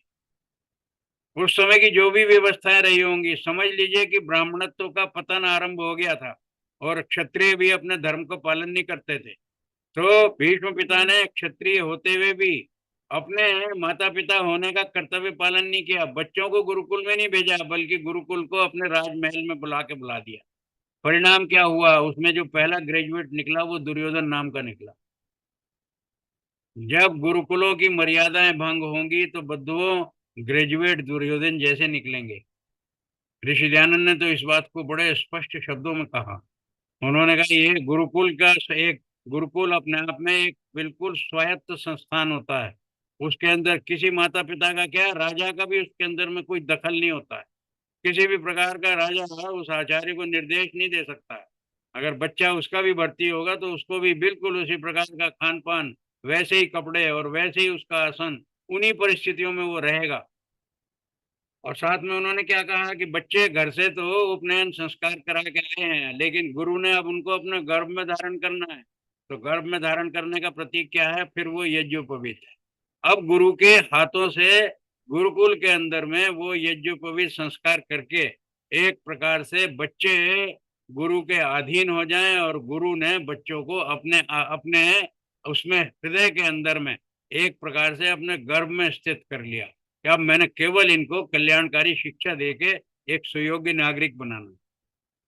साथ में ऋषि दयानंद फिर दोबारा स्ट्रेस कर रहे हैं, राजा की ओर से ये नियम होना चाहिए, राज नियम भी हो और जाति नियम भी हो। सारे समाज के अंदर ये नियम हो कि जो भी माता पिता 8 वर्ष का होने के बाद भी अपने संतानों को गुरुकुल में ना भेजें, उनको समाज और राज्य दोनों उनको दंड दें। कितनी कठोर उसके अंदर में ये समझ लीजिए निर्देश है। कोई भी बच्चा माता पिता अपने घर में नहीं रख सकते, रखते हैं तो वो दंडनीय है। इसके बाद में अब आगे बता रहे हैं ऋषि कि गुरुकुल के अंदर में बच्चों की दिनचर्या क्या होनी चाहिए। देखिए दिनचर्या के बारे में कितनी स्पष्ट बात कह रहे हैं। गुरुकुल में बच्चों को, अब गुरुकुल में बच्चों ने वहां तो अब गुरु के कुल में आ गए, पितृकुल में नहीं है। एक प्रकार से उनका अपने कुल से संबंध विच्छेद हो गया है और संबंध विच्छेद हो गया, अब केवल और केवल वो गुरुकुल के हैं। अब उनका क्या वर्ण होना है ये गुरुकुल ने ही निर्धारित करना है। ब्राह्मण का बेटा है तो आवश्यक नहीं है कि गुरु उसका ब्राह्मण वर्ण ही निर्धारित करेंगे। वो उसके एप्टीट्यूड टेस्ट लेंगे, बाद में बताएंगे कि इसकी योग्यता क्या है, इसकी रुचि क्या है, इसलिए वो तय करेंगे कि अब ये ब्राह्मण वर्ण का हो गया या ये क्षत्रिय वर्ण का हो गया। तो एक प्रकार से क्या है, ये रिफॉर्मेशन है। तो हमारे जो गुरुकुल थे वो रिफॉर्मेटरीज थी। आजकल तो जेलों को रिफॉर्मेटरी बोलते हैं लोग। गुरुकुल जेल नहीं होते थे, गुरुकुल एक इस प्रकार का आवास होते थे जहां पर अपने पितृकुल से बिल्कुल संबंध विच्छेद करके केवल और केवल ब्रह्मचर्य को धारण करके शिक्षा का अध्ययन करना ही एकमात्र ब्रह्मचारियों का उद्देश्य होता। तो ऋषि दयानंद उनकी दिनचर्या के बारे में चर्चा कर रहे हैं। गुरुकुल में बच्चों को भोजन से पूर्व बाह्य शुद्धि के लिए तो स्नान, उसके बाद में उन्होंने कहा प्राणायाम और योग आदि, प्राणायाम और योगासन, फिर संध्योपासना, संध्योपासना को ब्रह्म यज्ञ कहते हैं, फिर उसके बाद में अग्निहोत्र, देव यज्ञ, और साथ में गायत्री मंत्र का उपदेश। उनको ये गायत्री मंत्र का पूरा अर्थ सहित बता दिया जाए कि इसका महत्व क्या है और ये कितना विशद और कितना गंभीर मंत्र है जिसकी उल्लेख चारों वेदों के अंदर मिलता है। और ये एक ऐसा मंत्र है जिसको कि सावित्री मंत्र भी बोलते हैं और महामंत्र की संज्ञा देते हैं। तो ऋषि दयानंद ने कहा कि गुरुकुल के अंदर ये आचार्य का कर्तव्य बनता है कि वो गायत्री मंत्र की पूरे महात्म्य को, उसकी महिमा को वो शिष्यों को पूरी तरह से स्पष्ट कर दे और बार बार बताया जाए कि तुमको इस गायत्री मंत्र का विनियोग, उपयोग किस प्रकार से करना है, कब कब बोलना है। तो ये सब उपदेश करने के बाद में उन्होंने कहा कि गायत्री मंत्र का अर्थ बताओ और संध्योपासना और अग्निहोत्र की उसकी पूरी विधि बताओ और उसके लाभ क्या होते हैं। मैंने तो आपको केवल 2 वाक्य में बताया है, लेकिन इतना विषय तृतीय समोल्लास में सत्यार्थ प्रकाश में स्वामी दयानंद ने 6 पेज में लिखा है। यज्ञ के कितने लाभ हो सकते हैं वो सारी उन्होंने चर्चा की है। संध्योपासन विधि के अंदर में जितने भी चरण हैं उन सब की चर्चा उन्होंने की है। गायत्री मंत्र का पूरा विस्तार से उसके अंदर वो बताया है। तो मैंने केवल आपको संकेत रूप में ये बता दिया कि उन्होंने सारे अग्निहोत्र जिसको हम यज्ञ कहेंगे उसके लाभ पूरे विस्तार से बताए हैं। ये आचार्य का कर्तव्य है उसको शिष्यों को एक एक चीज हृदयंगम कराए, उनको संध्योपासना की विधि बताए। संध्योपासना किसको बोलते हैं? जब भी संध्या काल होता है, संध्या काल उसको बोलते हैं जब सूर्य उदय होते हैं तो वो संध्या काल होता है। जब सूर्य अस्त होते हैं तो वो भी संधि काल होता है। संधि का मतलब है जब रात्रि और दिन का संधि होती हो। तो जब उनकी संधि होती है तो उषा काल है। जब उनकी संधि विच्छेद होती हो तो फिर वो संधि विच्छेद है। उस समय वो रात्रि की ओर प्रवेश कर रहे हैं तो वो भी संधि काल है। तो जब भी संधि काल होता है उसी समय जब हम प्रभु को स्मरण करते हैं, परमात्मा का स्मरण करते हैं तो वो संध्या कहलाती है। हम प्रभु की उपासना करने बैठते हैं तो वो संध्यो उपासना कहलाती है। तो ऋषि दयानंद ने इस विषय में बहुत स्पष्ट बताया। आगे एक संकेत और कर रहे हैं कि हमारे शरीर की 4 अवस्थाएं हैं। वो ये कह रहे हैं कि जो पहली वृद्धि हमारा जो शरीर होता है ये 16 वर्ष से और 25 वर्ष तक की आयु ये तरुणाई है। इसके अंदर में हमारे शरीर के अंदर में विभिन्न धातुएं हैं जिसमें सबसे महत्वपूर्ण धातु जो है कन्याओं के अंदर तो रज है और पुरुषों उसमें बच्चों के अंदर में लड़कों के अंदर में उनका वीर्य है। इन दोनों की जो ये जितनी भी धातुएं हैं इनमें से प्रमुख धातुएं इन दो का नाम बताया कि इनकी निरंतर पुष्टि होती है और वृद्धि होती है। इसका मतलब क्या हुआ? ये हमारा वृद्धि काल है 16 से 25 वर्ष तक। और 25 वर्ष से यौवन आरंभ होता है, ये दूसरी अवस्था हो गई। तो तीसरी अवस्था को वो कहते हैं ये संपूर्णता की अवस्था है। शरीर के अंदर में 25 से और 40 तक जितनी ये धातुएं हैं अगर इनका संरक्षण हो, इसलिए हमारे यहाँ पर ये ब्रह्मचर्य पे इतना अधिक जोर दिया गया। और ये जोर इसीलिए दिया गया कि जब हम उन धातुओं की सुरक्षा करेंगे तो फिर हम विद्या अध्ययन के अंदर में अपनी संपूर्ण शक्तियों का विकास करने के बाद उनको विद्या के अंदर में एकाग्रता से उसका अध्ययन करके उपलब्धि भी कर सकते हैं। तो जो बच्चे शुरू से इन सब चीजों का पालन नहीं कर पाते, तो आजकल हम देख रहे हैं, आज तो हम देख रहे हैं कि जितने भी हमारे समाज के अंदर में जुवेनाइल डेलिंक्वेंसी एक बहुत बड़ा रोग हो गया है। कौन बच्चे? 16 वर्ष 18 वर्ष से छोटे बच्चे सब प्रकार के भयंकर अपराध कर रहे हैं। आपस में दोस्त हैं वो एक दूसरे की हत्या कर रहे हैं, एक दूसरे के साथ में बहुत ही अश्लील कृत्य कर रहे हैं, महिलाओं के साथ सब दुर्व्यवहार कर रहे हैं, उनके साथ में बलात्कार तक की संज्ञा उसमें आती है कि ये सारे कौन बच्चे कर रहे हैं? अखबार में लिखा होता है नाबालिग बच्चे कर रहे हैं। ये समाज की विकृति का इतना भयंकर परिणाम हमारे सामने आज समाज के लिए कलंक के रूप में विकसित हुआ है, क्योंकि हमने अपनी इन वैदिक मान्यताओं को सब प्रकार से तिलांजलि देके अपने बच्चों को एक ऐसे दूषित वातावरण में हम बड़ा कर रहे हैं कि बच्चों के अंदर में उस सबको कितना टाल सकें, इसकी सामर्थ्य किस सीमा तक होगी। हम बच्चों के ऊपर उल्टा तरस खाने की बात, जो बच्चे सदाचारी हैं उनको कितना संघर्ष करना पड़ता है।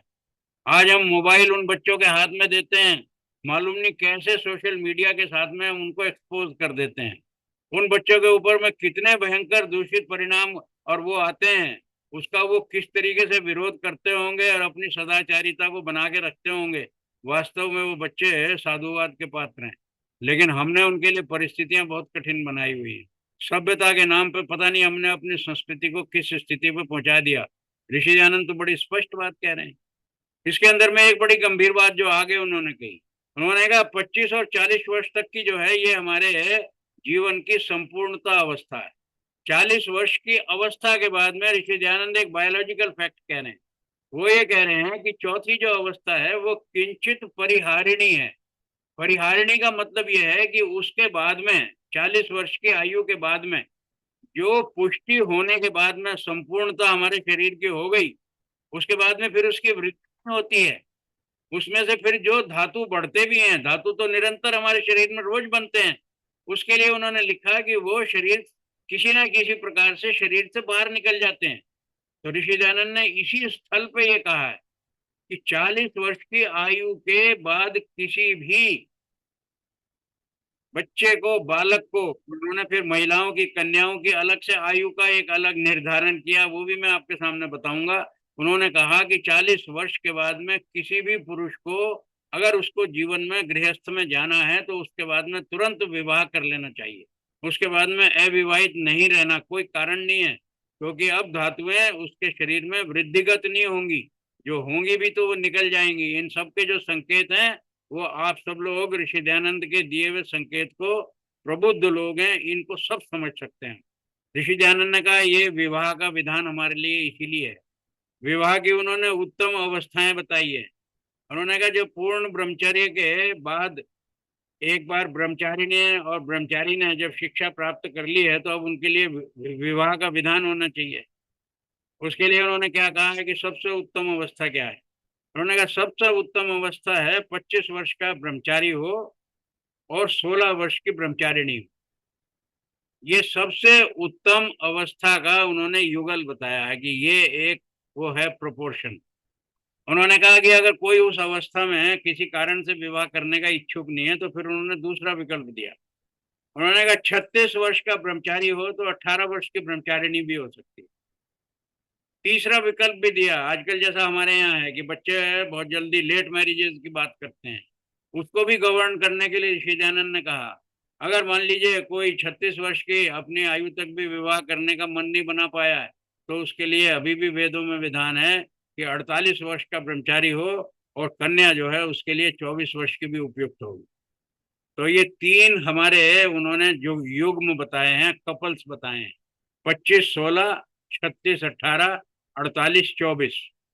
इसके आगे ऋषि दयानंद क्या कह रहे हैं, इससे अधिक आयु तक कोई भी व्यक्ति ब्रह्मचारी ना रहे, ऐसा वेदों के अंदर में सामान्य रूप से विधान है। हाँ, किसी भी व्यक्ति को अगर आजीवन अविवाहित ही रहना हो, किसी भी सामाजिक कार्य का जीवन में कोई लक्ष्य ले लिया हो तो फिर उसके लिए कोई वर्जना नहीं है। लेकिन अगर उसको देर सवेर फिर भी गृहस्थ में जाना है तो उनका ये कहना है कि 48 वर्ष की आयु के बाद कोई भी व्यक्ति अविवाहित ना रहे। एक उन्होंने निर्देश और दिया, उन्होंने कहा ये जो ब्रह्मचर्य पालन है हमारे यहाँ पे कुछ अष्टांग योग में कहा जाता है यम नियम, और भी इसके बाद 6 हैं। ऋषि दयानंद ने इसी स्थान पे ये कहा है कि यमों का जो 5 यम है इनका जो पालन करना है, इसके बाद में ही नियमों का पालन करने के बारे में अभ्यास होना चाहिए। उन्होंने कहा अगर यमों का पालन नहीं किया तो नियमों का पालन करना जो है ये किसी भी प्रकार से हमारे यहाँ पर इसका विधान नहीं है।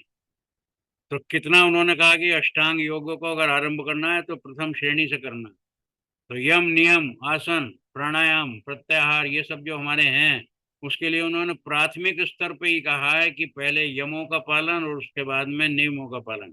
इसके क्रम में किसी भी प्रकार का व्यवधान नहीं हो, और जो यम के बिना नियम का पालन करेगा तो निष्फल होगा। आगे ऋषि दयानंद कह रहे हैं कि धर्म अधर्म, सीधा सीधा समझें कि धर्म के जितने भी धर्म के लक्षण की व्याख्याएं हैं उनके जो विपरीत आचरण है वो अधर्म की श्रेणी में आते हैं। इसलिए धर्म के लक्षणों की अगर हम चर्चा करें और पढ़ें तो हमको अधर्म के लक्षणों की स्वयं ही ज्ञात हो जाएगा कि इन सब का जो नेगेटिव है, पॉजिटिव है तो धर्म है, नेगेटिव है तो अधर्म है। तो कह रहे हैं धर्म अधर्म, आचार व्यवहार, नित्य स्वाध्याय आदि के लक्षणों का वर्णन करते हुए ऋषि दयानंद ने इसी समुल्लास में हमारे जो 6 दर्शन है उन 6 दर्शनों में से न्याय दर्शन, सांख्य दर्शन और वैशेषिक दर्शन, क्योंकि ये तीनों इस शिक्षा की अवधि के साथ में रेलेवेंट हैं, तो इनको प्रासंगिक मानते हुए इनके अंदर में से कुछ मान्यताओं को इन दर्शन शास्त्रों की तृतीय समुल्लास के अंदर उद्धृत किया। इसी प्रकार से उन्होंने धर्म और अधर्म के लक्षण बताए हैं, आचार और व्यवहार के लक्षण बताए हैं, और नित्य स्वाध्याय, स्वाध्याय का अर्थ उन्होंने बताया कि 2 प्रकार का अर्थ होता है। एक तो ये कि जितना भी गुरु ने, आचार्य ने हमको पढ़ाया है उस पाठ्यक्रम को पढ़ने, वहां पे आचार्य के पास जाने से पहले विद्यार्थी स्वयं उसका सरसरी निगाह से पढ़ के जाए। और आने के बाद उसका विधिवत दोबारा से स्वाध्याय करे। स्वाध्याय का मतलब स्वयं अध्ययन करे। दूसरा स्वाध्याय का एक अर्थ होता है जिसको ऋषि जानन ने तो स्पष्ट नहीं किया है, लेकिन मैं इसका सांकेतिक अपने श्रोताओं के, प्रबुद्ध श्रोताओं के लाभ के लिए बता रहा हूँ कि स्वाध्याय का अर्थ तो एक तो यही है कि हम अपने सेल्फ वॉलेंटरीली, सेल्फ क्या कहें कि हमारी अपनी स्वयं की इच्छा से जब हम अध्ययन करते हैं तो वो स्वाध्याय होता है। दूसरा ये होता है कि मैं स्वयं का भी अध्ययन करूं, मैं किस सीमा तक कहाँ तक पहुंचा हूं, जिसको बोलते हैं अपना पर्सनल असेसमेंट। तो जब मेरा सेल्फ असेसमेंट होता है तो वो भी मेरा स्वाध्याय होता है।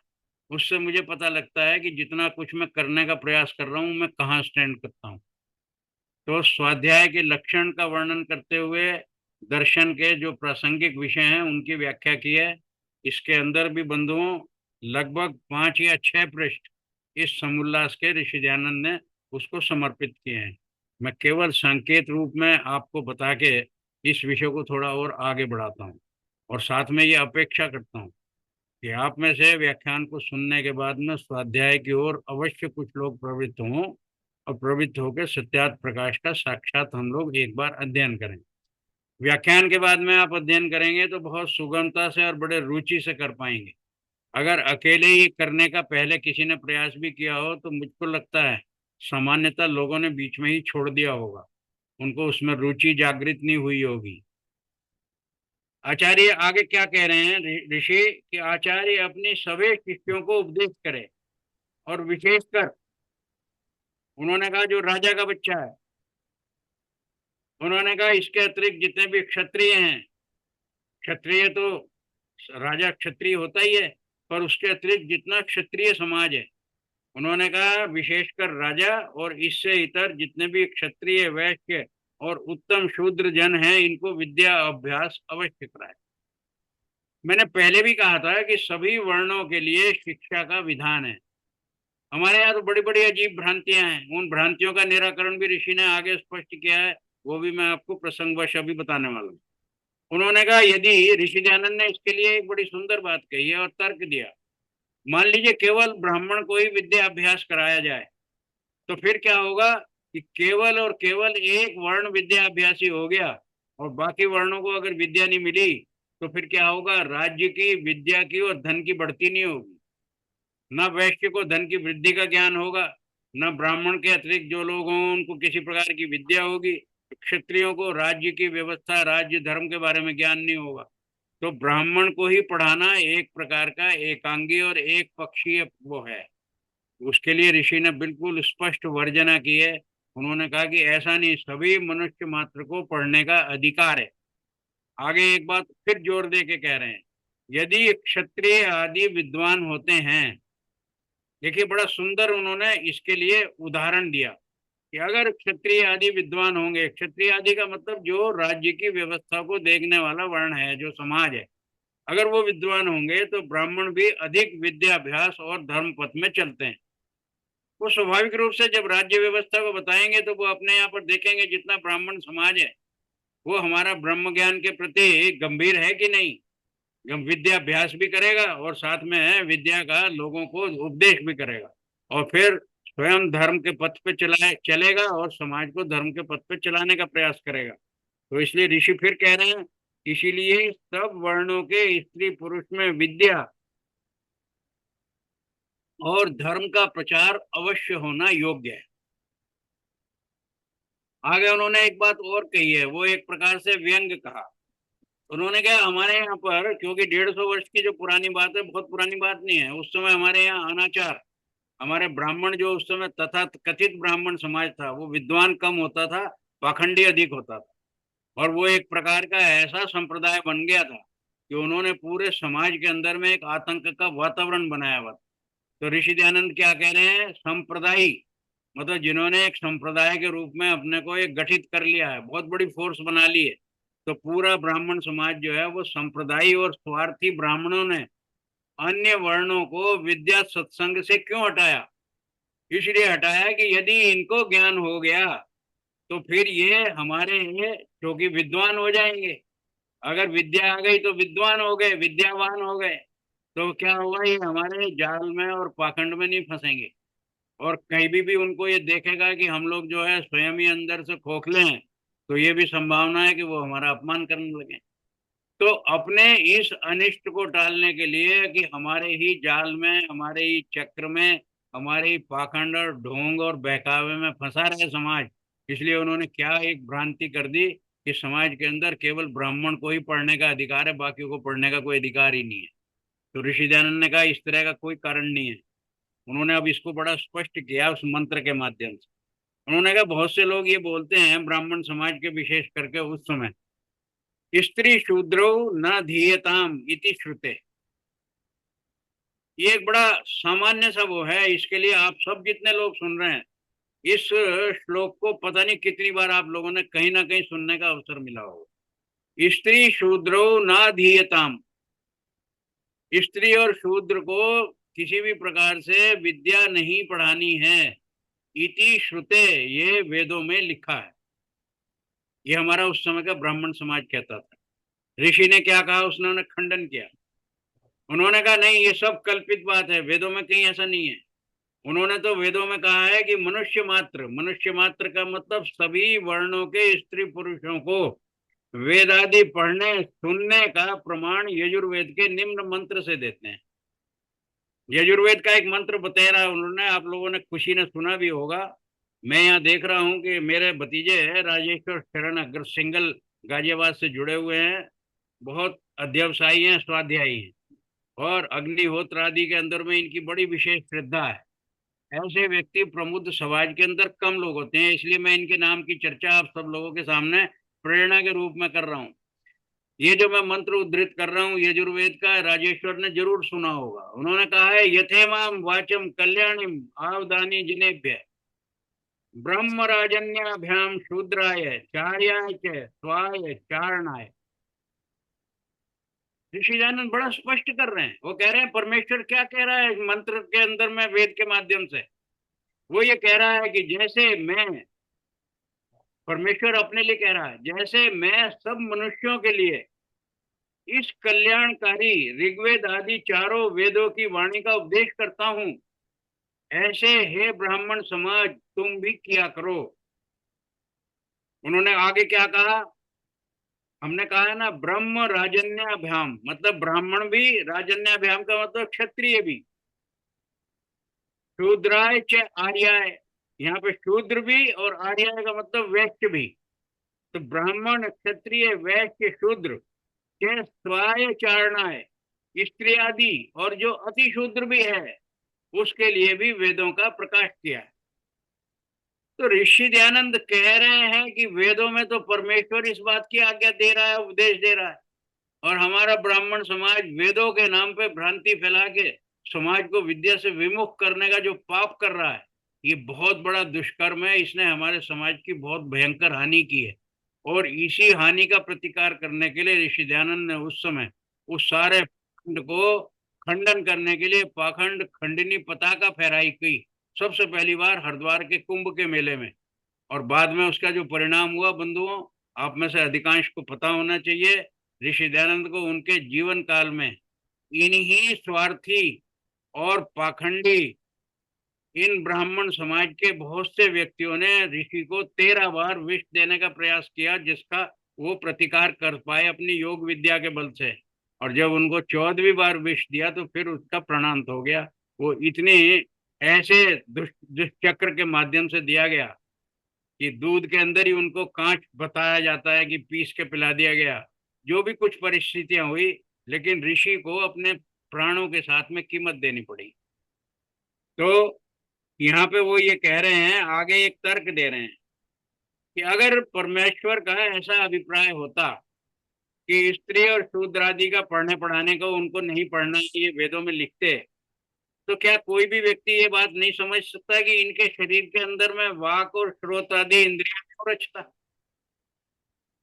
अरे जैसा मेरे को वाणी दी है बोलने के लिए, ऐसे शूद्र को भी दी है और हर स्त्री को दी है। जैसे मुझे सुनने के लिए कान दिए हैं, ऐसे इनको भी दिए हैं।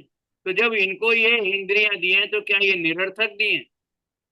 कितने सुंदर एक साधारण से तर्क से ऋषि ने इतने विषय को स्पष्ट करने का प्रयास किया। उसके बाद में वो क्या कह रहे हैं, इसको आगे प्रमाण को पुष्ट कर रहे हैं। कह रहे हैं कि केवल मेरे कहने मात्र से समाज को समझ में नहीं आएगा, लेकिन मैं आगे और इसका पुष्टि के लिए एक कुछ प्रमाण देता हूँ।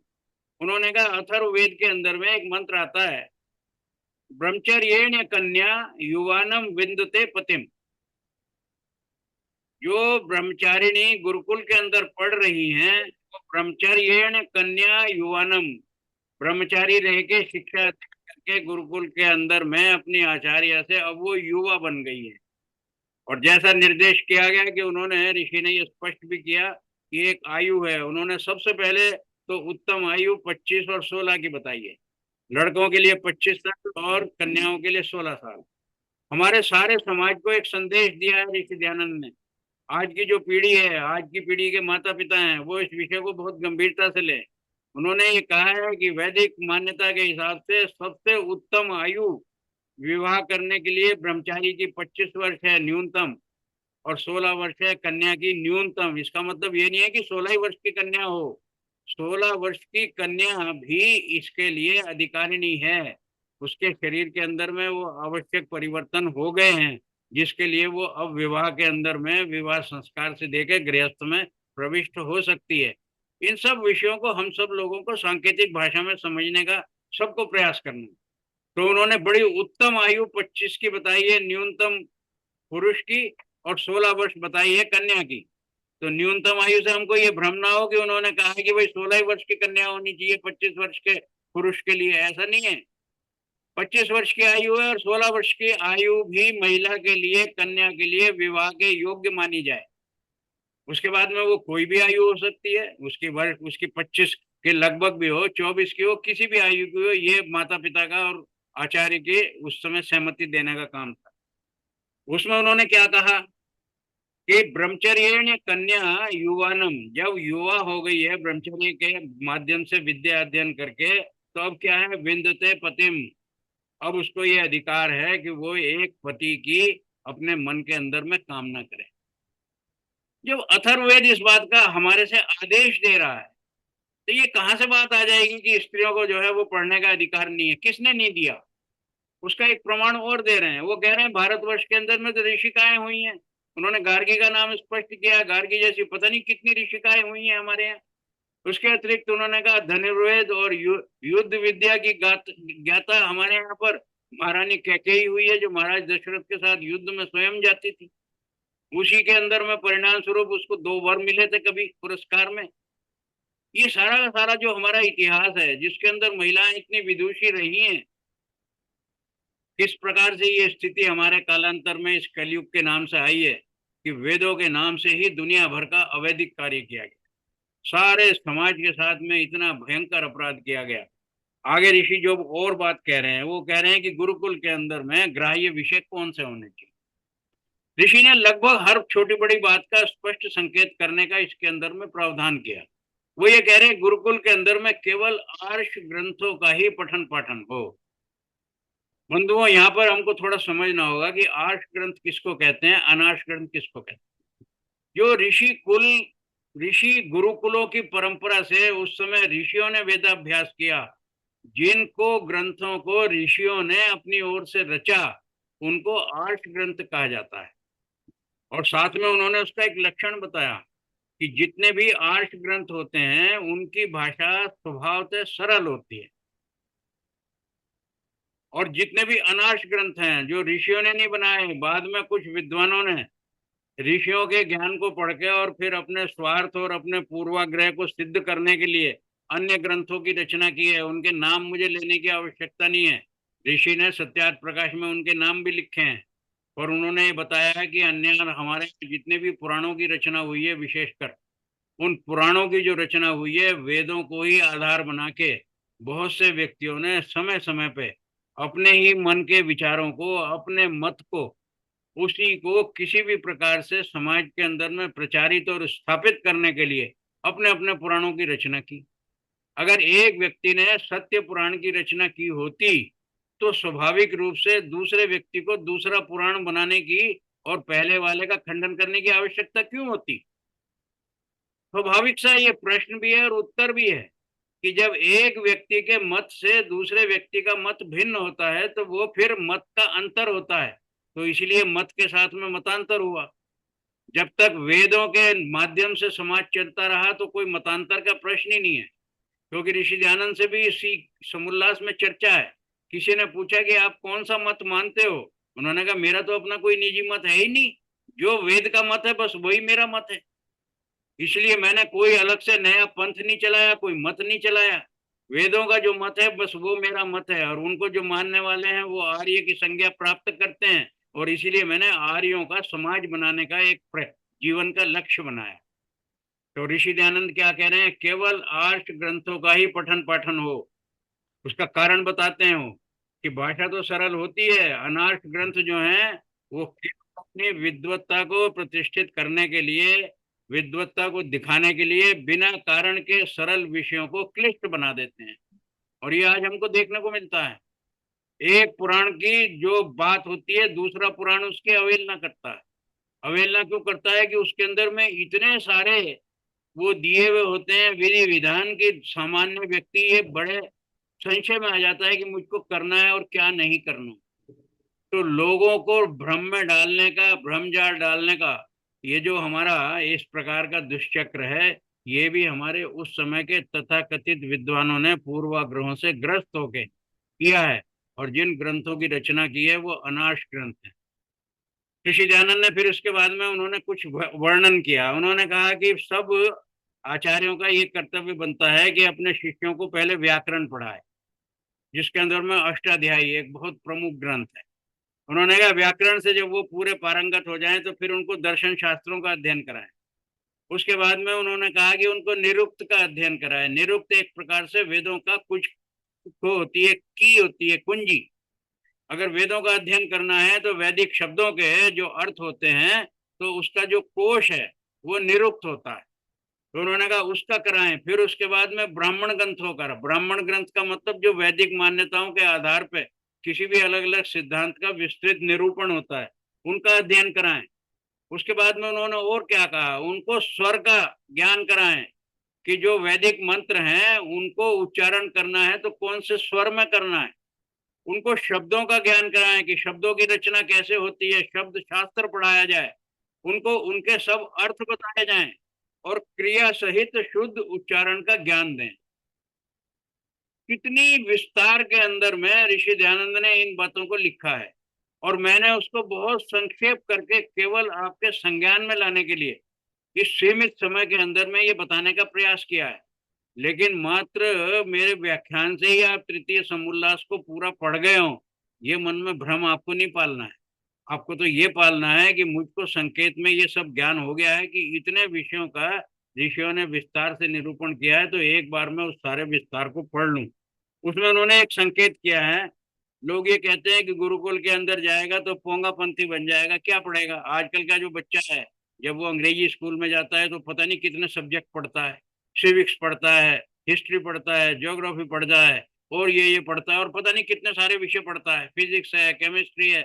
उन विषयों की चर्चा मुझे नहीं करनी, लेकिन मैं उन विषयों की चर्चा कर रहा हूँ जो ऋषि दयानंद ने निर्दिष्ट किए हैं कि गुरुकुलों के अंदर में किन किन वेदों की बच्चों को पढ़ाई होनी चाहिए। वो ये कह रहे हैं आयुर्वेद का ज्ञान होना चाहिए, बच्चों को धनुर्वेद का ज्ञान होना चाहिए, बच्चों को गंधर्व वेद का ज्ञान होना चाहिए, मतलब संगीत शास्त्र। धनुर्वेद का मतलब युद्ध शास्त्र। आयुर्वेद का मतलब है स्वास्थ्य संबंधी शास्त्र, जिसमें आयु को बढ़ाने के उपाय, आयुर्वेद इसीलिए कहते हैं उसको। ज्योतिष शास्त्र पढ़ाना चाहिए उनको, जो जिसको मैंने बताया आपको, एस्ट्रोनॉमी, अंतरिक्ष विज्ञान। उसके लिए कहा उन्होंने अर्थवेद। अर्थवेद का मतलब अर्थ किसको कहते हैं, हमारे यहाँ धर्म, अर्थ, काम और मोक्ष। अर्थ क्या है, अर्थ का मतलब यह है कि जो भी मैं कर्म करूं उसका अर्थ क्या है, किस उद्देश्य से कर रहा हूं, किस प्रयोजन से कर रहा हूं। वो धन का भी उपार्जन हो सकता है, वो धान्य का उपार्जन भी हो सकता है। तो अर्थवेद भी उनको, ये अथर्ववेद नहीं कह रहा हूं मैं, अर्थवेद कह रहा हूं। ज्योतिष शास्त्र बताया जाए, गणित बताया जाए, भूगोल बताया जाए, खगोल विद्या बताई जाए, भूगर्भ विद्या जिसको जियो पॉलिटिकल वो जियोलॉजी बोलते हैं, वो सारा का सारा उनको पढ़ाया जाए। यंत्र कला, मैकेनिकल मैकेनिज्म, मैकेनिकल इंजीनियरिंग, वो सारी उनको पढ़ाई जाए। आदि आदि सत्य ग्रंथों का अध्ययन कराएं। कितने सारा उन्होंने इतनी लंबी लिस्ट दे दी है, ये भी एग्जॉस्टिव नहीं है। उन्होंने कहा है कि आदि आदि इन सब ग्रंथों का संकेत किया कि बाके आचार्य का स्वयं जो है अपना विवेक होना चाहिए कि बच्चों के लिए जीवन उपयोगी। फिर उसमें ये होता है कि स्पेशलाइजेशन किस फील्ड में किस बच्चे को करना है, किस वर्ण की ओर जाना है। जिस बच्चे को क्षत्रिय है वो धनुर्वेद पे ज्यादा ध्यान देगा। जो बच्चा किसी भी प्रकार से संगीत में और अन्य अन्य उनमें रुचि रखता हो वो गंधर्व वेद पे जाएगा। तो फिर उसकी रुचि का विषय है। कहने का अभिप्राय है कि जितने प्रकार की विद्याएं हो सकती हैं वो सारी विद्याएं गुरुकुलों में आचार्य विद्यार्थियों को सुलभ कराएं और उनका अभ्यास कराएं। साथ में उन्होंने अब जो बात मैंने आपसे कही कि अनार्ष ग्रंथों को उन्होंने कहा है कि इनको त्यागना चाहिए। अब बहुत से लोग ये वे कह सकते हैं कि वाह, अनार्ष ग्रंथ जो है अब किसी भी विद्वान ने तो लिखे हैं, उनको त्यागना क्यों है। तो ऋषि ने उनके बारे में बड़ा सुंदर कहा कि जितने भी मैं त्याज्य ग्रंथों की चर्चा कर रहा हूँ आप लोग उसको पढ़िएगा तो आपको बहुत लंबी लिस्ट उसमें मिल जाएगी। मैं उसको रिपीट नहीं कर रहा हूँ, इसीलिए नहीं कर रहा हूँ कि आपकी जिज्ञासा समाप्त हो जाएगी। तो आप उसको पढ़िए, उसमें क्या कह रहे हैं कि त्याज्य ग्रंथ में क्यों कह रहा हूँ कि इनके अंदर में वेदों का सारांश तो होता है पर वेदों का नाम लेके उसके अंदर में अपने मिथ्या जो ज्ञान है उसको भी उसी के साथ मिक्स कर देते हैं। जैसे आजकल के हलवाई जो हैं जब देसी घी की मिठाई बनाते हैं तो हम सबको मालूम है वो देसी घी का केवल उसके अंदर में एक छौंक लगाते हैं। बस उसके अंदर में अगर देसी घी की खुशबू आने लगी तो सब लोगों को ये बता दिया जाए कि ये देसी घी की मिठाई है, जबकि उसके अंदर में देसी घी का जरा सा केवल जो है जरा सा अंश डलता है। तो इसी प्रकार से ऋषि दयानंद कह रहे हैं कि लोगों ने जो अपने रच वो बनाए हैं उसके अंदर एक अधिकांश अंश तो उनके अपने पूर्वाग्रहों का अपने मिथ्या विचारों का है, पर सत्य का अंश डालने के लिए उसके अंदर में वेदों का नाम लेके कुछ डाल देते हैं। तो क्या केवल वेदों का नाम डाल के सत्य अंश डालने से सारा ग्रंथ सत्य हो जाएगा। इसलिए उसको त्याग देना चाहिए, नहीं तो पढ़ने वाला व्यक्ति भ्रमित होता है, उसको यही समझ नहीं आता। जैसे आजकल बोल रहे हैं मनुस्मृति की बात क्या है। मनुस्मृति का इतना भयंकर विरोध होता है, हम सब लोग जानते हैं। लोग क्या करते हैं, जिसे आजकल हमारा तथाकथित दलित समाज, उनको उन्हीं के जो राजनेता हैं वो कहते हैं इस मनुस्मृति को फाड़ दो, इसको जला दो। क्योंकि वो मनुस्मृति संक्षिप्त नहीं है, उसके अंदर प्रक्षिप्त बहुत है, वो शुद्ध नहीं है। और जब शुद्ध के अंदर मिलावट हो जाएगी तो स्वाभाविक रूप से वो तो किसी भी प्रकार से किसी को मान्य नहीं होगी। तो उनके जो प्रक्षिप्त भाग हैं उन्हीं का उद्धरण दे के मनुस्मृति को बदनाम किया जाता है। लोग उसको जलाने की बात करते हैं। स्थिति यह है कि आज के विश्वविद्यालय मनुस्मृति को पढ़ाने का साहस नहीं कर पाते हैं, इतना राजनीतिक विरोध होता है। कारण क्या है, जो ऋषि दयानंद ने कहा, उन्होंने उसका एक उदाहरण दिया कि पढ़ने से उनके ज्ञान तो कम बढ़ता है, भ्रम अधिक बढ़ता है। साथ में उन्होंने ये कहा कि अगर मान लीजिए कितना भी उत्तम भोजन आपने बनाया, कितना ही सुंदर, अगर उसके अंदर में कोई चीज विषयुक्त पड़ गई, अगर उसमें जरा सा भी अंश ऐसा हो गया विष का, तो आप उस सारे भोजन को छांट छांट के खाते हैं या भोजन को सारे को त्याग देते हैं। कोई भी सामान्य व्यक्ति सामान्य बुद्धि का विवेक भी रखता हो तो ऐसा अन्न जो है वो कितना भी उत्तम तरीके से बनाया हो, विषयुक्त है तो उसको त्याग देता। इसी प्रकार से उन्होंने ग्रंथों के लिए कहा, ये ग्रंथ भी हमारे लिए एक प्रकार से आध्यात्मिक और बौद्धिक आहार हैं। तो जब हम अपने आहार की शुद्धि के लिए इतने ज्यादा अपने आप में चिंतित और उसके लिए संयमित हैं, तो क्या अपने हम धार्मिक ग्रंथों के विषय में इतनी इतनी इतनी सजगता नहीं निर्माण कर सकते। इसलिए उन्होंने कहा कि जो विषयुक्त है इनको छोड़ देना चाहिए। इसीलिए उन्होंने इसके लिए स्पष्ट दृष्टिकोण देते हुए मैंने आप लोगों को बताया। अंत में ऋषि ने एक बात कह के इस तृतीय समुल्लास को समाप्त किया और उसका उल्लेख करके मैं भी अपने व्याख्यान का समापन करूंगा। उन्होंने कहा कि ये सारे विद्या का उद्देश्य क्या है। मनुष्य की शरीर की आकृति तो होती है, लेकिन मनुष्य वास्तव में जब बनता है जब वो विद्या अध्ययन करके विद्यावान होता है। देखिए बंधुओं, विद्यावान और विद्वान में भी अंतर होता है। विद्यावान तो हर विद्यार्थी है, लेकिन उस विद्या को पढ़ाने की सामर्थ्य रखता हो तो वो फिर विद्वान की श्रेणी में आता है। तो हम विद्यावान तो हर व्यक्ति को बनाएं और विद्वान बनने का भी बहुत से लोग प्रयास करें। इसके लिए उन्होंने ये कहा है ऋषि ने कि सामान्यतः सदाचारी समाज दान के अंदर विश्वास करता है कि मैं अधिक से अधिक लोगों को दान दूं। ऋषि ने बड़ा स्पष्ट दे के अपना वो किया समापन। उन्होंने कहा दुनिया के अंदर जितने भी दान हैं उनमें अगर सर्वश्रेष्ठ कोई दान है तो उन्होंने उसका मनुस्मृति का उल्लेख किया है, सर्वेषाम एव दानानां ब्रह्म दानम विशिष्यते। दुनिया के जितने भी दान हैं उन सब में विशिष्ट दान विद्या का दान है। इसीलिए उन्होंने पहले आरंभ में कहा कि माता पिता का कर्तव्य है, माता शत्रु पिता बैरी येन बालों ने पाठित है। इसी प्रकार से उन्होंने कहा राज नियम होने चाहिए, उन्होंने कहा जाति नियम होने चाहिए। तो उसका अच्छा उनका कहना यह है कि एक भी बच्चा छूट गया तो सुरक्षा चक्र टूट गए। तो अगर मानव की आकृति के अंदर योनि प्राप्त किसी भी शरीर को मनुष्य बनाना है तो मनुष्य बनाने का एक ही मात्र तरीका है, उसको विद्या अध्ययन कराएं।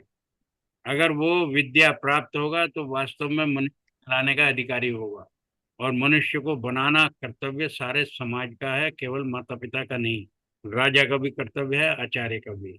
इस सारे कर्तव्य का जितना संकेत द्वितीय समोल्लास और तृतीय में हुआ वो आप सबके समक्ष संक्षेप में समय की सीमा में रखते हुए मुझे भी आनंद हो रहा है, आप सबको भी अच्छा लगा होगा। और मैं आप सबका अभिनंदन करते हुए अपनी वाणी को विराम देती हूँ। वेरी कॉम्प्रिहेंसिव रविदेव जी, बहुत अच्छा प्रेजेंटेशन हुआ, बहुत विलैबरेट। एंड दयानंद सरस्वती का I mean so valuable work, it has to be spread. I mean, even now it cannot be more relevant than today. We have fourth lecture and the fifth one we have given in the email. We have given these topics. Fifth one will be about Om and the nature of God. So these are very two important presentations on lecture number 4 and lecture number 5. So you all are requested to attend those two lectures, and also tell your friends and family and friends to join these last two lectures. Well, they are very fundamental. Nobody tells so objectively, about Sanatan हाँ Dharma. It's and when we say about Sanatan Dharma, it's a way of life, and हाँ, various facets of way of life. Ravi Dev ji has so beautifully explained. I think I should stop here. I would हाँ, request. बोलिए. मैं रमेश जी आपकी अनुमति से हाँ अपने भतीजे राजेश्वर शरण जी से हाँ अनुरोध करना चाहूंगा हाँ. कि वो बहुत संक्षेप में अपनी प्रतिक्रिया दें। सभी को नमस्कार। विशेष रूप से श्री रमेश जी और मेरे आदरणीय चाचा जी श्री गुप्ता जी, सबसे पहले तो मैं निवेदन करना चाहूंगा इस सत्यार्थ प्रकाश की व्याख्यान माला के तीसरे पुष्प में जो आदरणीय गुप्ता जी ने अपने विचार रखे दूसरे और तीसरे समोल्लास में, तो सत्यार्थ प्रकाश के विषय में मैं इतना ही कहना चाहता हूं कि स्वामी जी ने लगभग 300 बुक्स को पढ़ करके उसकी खास खास बातों को समाहित किया है। सत्यार्थ प्रकाश का एक एक शब्द मोती की माफिक इसमें लगा हुआ है, लेकिन गुप्ता जी ने जिस प्रकार उसको व्याख्यात किया है वो साधुवाद के पात्र है। इसमें मैं आप सब लोगों का ध्यान एक विषय के लिए आकर्षित करना चाहता हूं कि स्वामी जी ने दो विषय दो अलग अलग चैप्टर्स में रखे, एक शिक्षा, एक अध्ययन अध्यापन पठन पाठन। तो विद्या को पहले उन्होंने रखा, पठन पाठन को बाद में रखा, और विद्या का उन्होंने जो समय निर्धारित करा वो गर्भाधान से लेकर के 5 वर्ष तक उन्होंने कहा शिक्षा के लिए नियत करा। बड़ी आनंदकर चिंतन का भी विषय है कि एक माली जो अपने बाग को लगाता है वो सबसे उत्तम पौध ला करके लगाता है, या एक किसान बीज बोता है तो उसको पहले से परिष्कृत करता है। लेकिन संतान की उत्पत्ति के लिए क्या हम इतने चिंतनशील हैं? इसी पर आकर्षित करते हुए स्वामी जी क्या कहते हैं? वो कहते हैं माता और पिता को अति उचित है कि गर्भाधान के पूर्व, मध्य, पश्चात, बाधक द्रव्य, मद्य, दुर्गंध, रूक्ष बुद्धिनाक पदार्थों को छोड़कर शांति, आरोग्य, बल, बुद्धि, पराक्रम और सुशीलता से सभ्यता को प्राप्त करें। यानी अच्छे संतान अगर चाहिए तो उसके पहले उसको तैयारी करनी पड़ेगी। दूसरी बात, शिक्षित तो बहुत है, लेकिन उस शिक्षा का उपयोग क्या हो, ये हमें, एजुकेटेड तो बहुत है, ये हमें शिक्षा ही बताती है। गोली चलने से आदमी मरेगा, लेकिन गोली सैनिक चलाएगा या बदमाश चलाएगा, इसका अंतर जो है वो स्वामी जी यही कहते हैं कि शिक्षा में ही है। हम अपने बच्चों को शुरू से ये संस्कार दें कि उनको क्या करना अपेक्षित है और क्या करना अपेक्षित नहीं है। ये संस्कार की शुरुआत ही परिवार से होती है। माता पिता, उसके बाद में गुरु का नंबर आता है कि वो उनको बताएं। तो सही और गलत का निर्णय अगर शुरू में हो जाएगा तभी हमारा शिक्षा का उद्देश्य पूरा होता है। यही स्वामी जी का इस बारे में कहना है, जैसा मैंने समझा है। इसीलिए अंतिम में स्वामी जी कहकर के इसको, मैं चूंकि शिक्षा के विषय में कह रहा हूं, वो कहते हैं कि जो अपने संतानों को तन, मन, धन से विद्या, धर्म, सभ्यता और उत्तम शिक्षा युक्त करना। जब हमारे बच्चों को 5 वर्षीय अवस्था में ही ये पता चल जाए कि सही और गलत का भेद क्या है, तभी वो अपने सारे जीवन की शिक्षा को काम में ला पाता है।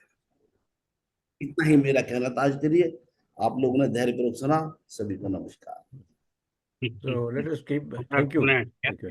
मैं 3-4 नामों को जरा एक्नॉलेज करना चाहता हूँ जो मैंने अच्छा। देख रहा हूँ। अच्छा। यहाँ पे कृष्णा पाहुजा जी जुड़ी हैं, हम्म, मोहिनी मेरी बहन बास्टन से जुड़ी है, हम्म, योगेंद्र वधवा मेरे मित्र आजकल मालूम नहीं देश विदेश घूमते हैं, वो जुड़े हुए हैं। हम्म, हमारी बेटी मेधा, मेरी यंगेस्ट डॉटर, वो जुड़ी हुई है। मेरे मित्र, मेरे क्लास फेलो बॉम्बे से सत्य प्रकाश जैन जुड़े हैं। ये अच्छा। नाम हैं जिनको मैं जानता हूँ। बाकी भी और लोग हैं, मैं सभी का अभिनंदन करता हूँ। हम्म, और जिनके मैंने नाम जिन लिए उनका तो है ही, बाकी जिनके नाम नहीं ले पाया उन सबका भी अपनी ओर से अभिनंदन करते हुए मैं सबको पुनः एक बार, अगर किसी के मन में कोई प्रश्न ऐसा है जो तत्काल हो सकता हो तो वो अभी करें, नहीं तो मुझको व्हाट्सएप पे वो लिख के भेजें तो मैं उसका उत्तर देने का प्रयास करूंगा। सौरभ ने कुछ प्रश्न की इच्छा बताई है। अच्छा मैं बस जी। एक रेज करूंगा प्रश्न, आप अगर आज टाइम नहीं हो तो नेक्स्ट टाइम इसको कवर कर सकते हैं। एक तो आपने वर्ड यूज करा ताड़ना, और वो उसके ऊपर बीच में काफी सारा कंट्रोवर्सी भी हुई है तुलसीदास जी की लाइन से। और ताड़ना को योगी आदित्यनाथ उसको ताड़ना की तरह नहीं, वो कहते हैं उसको संभालने के लिए। तो मे बी नेक्स्ट टाइम अगर आप उसको बता सकें कि जो आपने ताड़ना को यूज करा उसको इंटरप्रेट वैसे ही करते हैं, तो लेकिन वो जब जहां भी पशु नारी नारी ताड़न के अधिकारी, तो दैट इज अ कंट्रोवर्सी। तो उसके ऊपर अगर आप नेक्स्ट टाइम बता दें कुछ। और दूसरा, जो आपने 9 ऋण के बारे में बात करी कि 3 धागे हैं और वो तीनों में आपस में 3 बार जुड़े हुए हैं, तो वो 9 ऋण क्या हैं जिनके लिए, या 3 ऋण या 9 ऋण जिनके लिए जनेऊ संस्कार होता है? जब वो, आपने बताया कि 3 धागे पहले होते हैं और वो तीनों धागे आपस में, हर एक धागे में 3 और हैं, तो वो 9 ऋण, 3 ऋण हैं या 9 ऋण हैं, जो भी हैं वो क्या हैं ऋण? आपने सौरभ बड़ी सुंदर और बड़ी इंटरेस्टिंग बात कही है। ये प्रश्न आपका जितने भी लोग सुन रहे होंगे, मेरा ख्याल है ये सभी के लिए रुचि का विषय है।